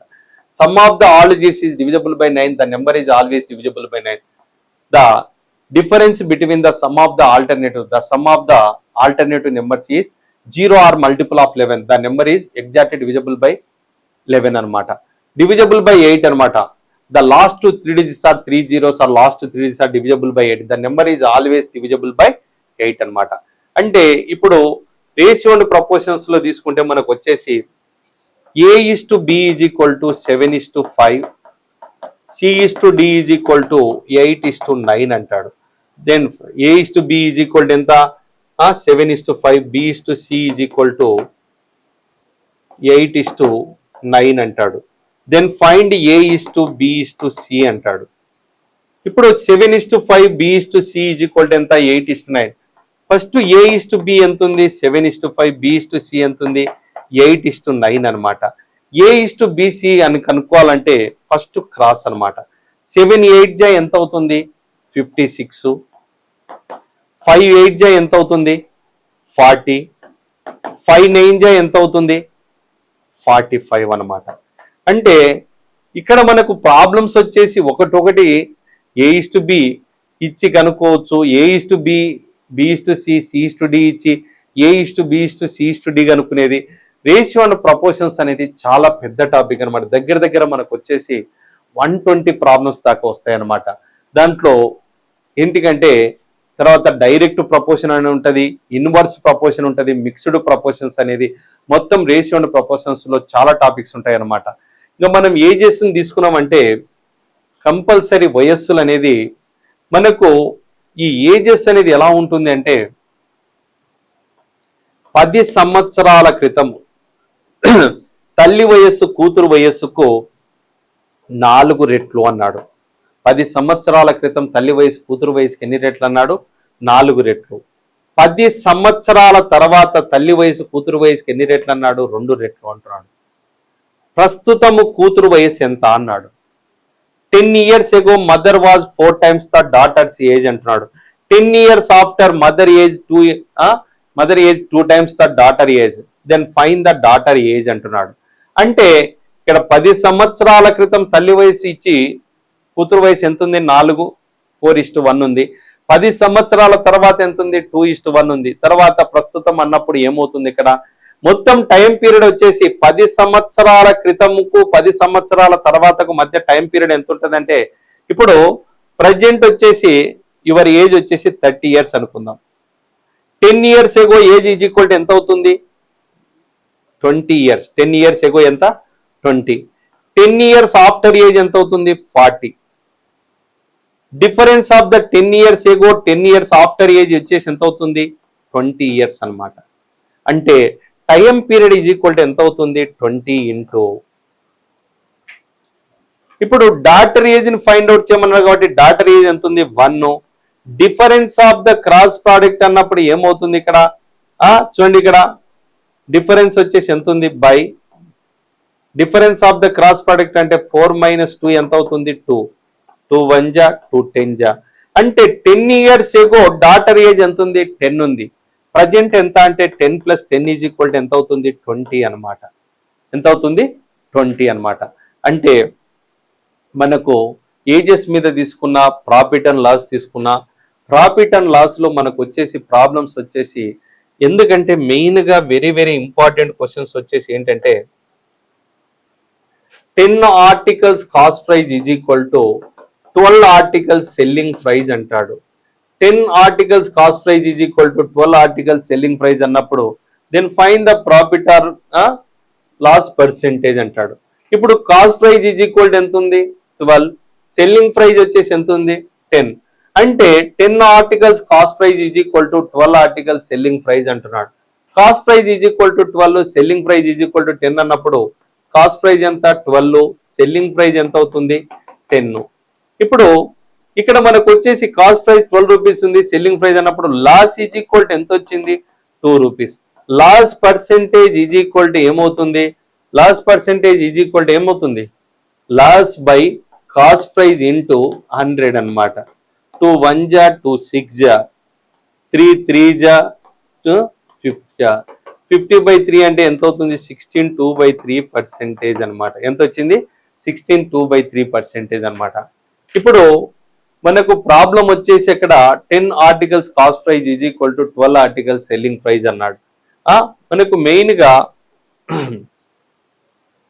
బైస్ అనే ఆర్టికల్ ఇస్తాడు, ఎప్పటికే కానీ sold an article, then find the profit or loss percentage అంటాడు. Profit or loss percentage ఎప్పటికే కానీ profit or loss అనేది ఎప్పుడు profit percents or loss percent based on the cost price అనమాట. లాభ శాతమైన నష్ట శాతమైన దేనిపైన ఆధారపడి ఉంటుంది? కొన్న వేల మీద ఆధారపడి ఉంటుంది అనమాట. ఎప్పుడు కాస్ట్ ప్రైజ్ ను ఆల్వేస్ 100% అనుకోవాలి. కాస్ట్ ప్రైజ్ అనేది ఆల్వేస్ ఏమవుతుంది? 100% అనమాట. ఇప్పుడు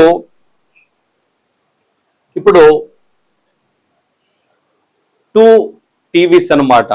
2 TVs కాస్ట్ ప్రైజ్ వచ్చేసి ఎంత అంటున్నాడు? 24,000 రూపీస్ ఈచ్ వన్ అంటున్నాడు. 2 TVs కాస్ట్ ప్రైజెస్ వచ్చేసి ఎంత? ఏ మ్యాన్ బైస్ 2 TVs అనమాట. 24,000 రూపీస్ ఈచ్ అనమాట. First one sold at gain of 10% అన్నాడు. Second one loss of sold at loss of 10%. What is the overall gain or loss percentage అన్న, what is the overall gain or loss percentage. ఇక్కడ a man buys a 2 TVs at 24,000 rupees each అన్నాడు. అంటే ఇక్కడ కొన్న వేళలు అనేటువంటివి ఎలా ఉన్నాయి, సమానంగా ఉన్నాయి. అంటే ఫస్ట్ టీవీని 24,000 రూపీస్కే పర్చేజ్ చేశాడు, సెకండ్ టీవీని కూడా ఎంత 24,000 రూపీస్కే పర్చేజ్ చేశాడు. ఫస్ట్ వన్ వచ్చేసి ఎంత అన్నాడు, 10% ప్రాఫిట్ అన్నాడు. సెకండ్ వన్ వచ్చేసి 10% లాస్ అన్నాడు. 10% ప్రాఫిట్ అంటే ఏమవుతుంది, 110%. ఎప్పటికే కానీ ప్రాఫిట్ మీన్స్ ఏంటి, 100% ప్లస్, లాస్ మీన్స్ ఏంటి, 100% మైనస్ అనమాట. 10% లాస్ అంటే ఓవరాల్ గా మనకు వచ్చేసి ఇక్కడ 110% వచ్చింది, ఇక్కడ ఎంత 90%.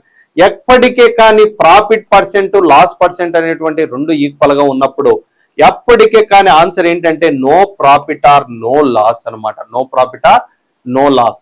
ఎందుకంటే కొన్న వేళలు రెండు సమానమై లాభ శాతము నష్ట శాతాలు సమానమైనవి అంటే ఎల్లప్పుడూ మనకి ఏముంటది, లాభం ఉండదు నష్టం ఉండదు అనమాట.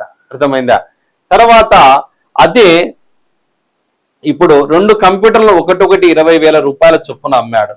మొదటి దానిపై 10% ప్రాఫిట్ వచ్చింది, రెండో దానిపై 10% నష్టం వచ్చింది. ఏ man sold two computers at 20,000 rupees each. First one at sold of 10% profit, second one loss of 10%. What is the overall gain or loss percentage అంటే ఎప్పటికే కానీ ఆల్వేస్ లాస్ అనమాట. లాస్ ఈజ్ ఈక్వల్ టు ఏంటి, x²/100. ఎంత, 10 × 10/100 అనమాట. మొత్తం మీద మనకు అర్థమెటిక్ లో చాలా ప్రాబ్లమ్స్ ఉంటాయి. తర్వాత మనకు మెయిన్ గా చూసుకోవాల్సింది ఏంటంటే, మీరు ఇప్పుడు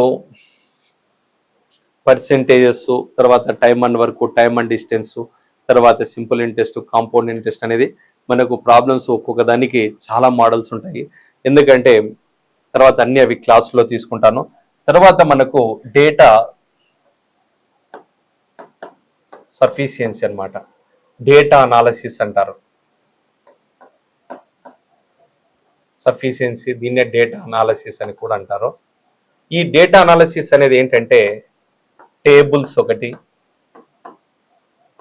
సెకండ్ వన్ వచ్చేసి బార్ డయాగ్రామ్స్,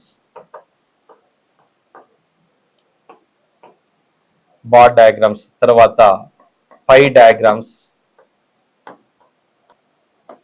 గ్రాఫ్స్ అన్నమాట. మొత్తము 4 మోడల్స్ ఉంటాయి అన్నమాట దీంట్లో. టేబుల్స్, బార్ డయాగ్రామ్స్, పై డయాగ్రామ్స్, గ్రాఫ్స్ అన్నమాట. కంపల్సరీ ఇవి మనకు డేటా సఫిషియన్సీ రావాలి అంటే మీరు కంపల్సరీగా 4 టాపిక్స్ పర్ఫెక్ట్ ఉండాలి. ఫస్ట్ టాపిక్ ఏంటంటే సరాసరి అన్నమాట. ఏంటి, సరాసరి. నీకు ఏ ప్రాబ్లం ఇచ్చినా కంపల్సరీగా ఆ ప్రాబ్లంలో కంపల్సరీ సరాసరి అనేది యావరేజ్ ఫైండ్ అవుట్ చేయమంటాడు. సెకండ్ వన్ వచ్చేసి ఏంటంటే బార్ డయాగ్రామ్స్ ఇచ్చినా ఏదైనా ఇవని, పై డయాగ్రామ్ ఇవని, కంపల్సరీ గ్రాఫ్స్ ఇవని, కంపల్సరీ మనకి మూడిట్లో మనకు వచ్చేసి కంపల్సరీ యావరేజ్ అనేది కంపల్సరీ ఉంటుంది. తర్వాత నెక్స్ట్ వచ్చేసి నిష్పత్తి అనుపాతం, రేషియో అండ్ ప్రపోర్షన్స్ అన్నమాట. రేషియో అనేది కంపల్సరీ ఉంటుందన్నమాట. ఈ టాపిక్ వచ్చేసి నెక్స్ట్ ఏంటి, రేషియో అనేది ఉంటుందన్నమాట. తర్వాత నెక్స్ట్ వచ్చేసి ఏంటంటే థర్డ్ టాపిక్ వచ్చేసి ప్రాఫిట్ అండ్ లాస్ అన్నమాట. Profit and loss. Fourth one వచ్చేసి ఏంటంటే పర్సెంటేజెస్ అన్నమాట. మొత్తం మీద మనకు ఈ 4 టాపిక్స్ ను బేస్ చేసుకునే మనకు డేటా సఫిషియన్సీ అనేది ఉంటుంది. ఆ టేబుల్స్, బార్ డయాగ్రామ్స్, పై డయాగ్రామ్స్, గ్రాఫ్స్, ఈ 4 వచ్చేసి డేటా అనాలిసిస్ అనేది మొత్తము. ఈ 4 టాపిక్స్ ను మీరు పర్ఫెక్ట్ గా ఉన్నారంటే కంపల్సరీగా మీరు ఈ 4 టాపిక్స్ ను మీరు ఈజీగా కవర్ చేయగలుగుతారు. ఎందుకంటే టేబుల్స్, బార్ డయాగ్రామ్స్, పై డయాగ్రామ్స్, ఈ పై డయాగ్రామ్ అనేది మెయిన్ గా మీరు ఒకటి 3 పాయింట్స్ ని బేస్ చేసుకొని ఉంటుంది. ఇది ఏమవుతుందంటే ఇన్ఫినిటీ టర్మ్స్ ఆఫ్ ఏమవుతుంది, సెక్టార్స్ అన్నమాట. ఇది అనేక త్రిజ్యాంతరాల సమూహం అన్నమాట. ఇది పై డయాగ్రామ్. ఎప్పటికే కానీ పై డయాగ్రామ్ అనేది మొత్తం వచ్చేసి ఇది 360 degrees కు సమానం చేసుకోవాలి. ఎంతకు సమానం చేసుకోవాలి, 360 degrees కు. తర్వాత ఇది మొత్తం త్రిజ్యాంతరాల మొత్తం ఎంత శాతానికి సమానం చేసుకోవాలంటే 100% కు సమానం చేసుకోవాలి. ఈ రెండింటి మీదనే సబ్జెక్ట్ అంతా బేస్ అయి ఉంటది. త్రిజ్యాంతరాల మొత్తం ఎంత అంటే 360 డిగ్రీస్, తర్వాత త్రిజ్యాంతరాల పర్సెంటేజ్ ఎంత, మొత్తం ఎంత అంటే 100% అనమాట. ఈ మొత్తం ఈ రెండింటి మీదనే ఈ త్రిజ్యాంతర పై డయాగ్రామ్ అనేది ఉంటుందన్నమాట మొత్తం. ఓకేనా, అందరికి అర్థమైంది కదా?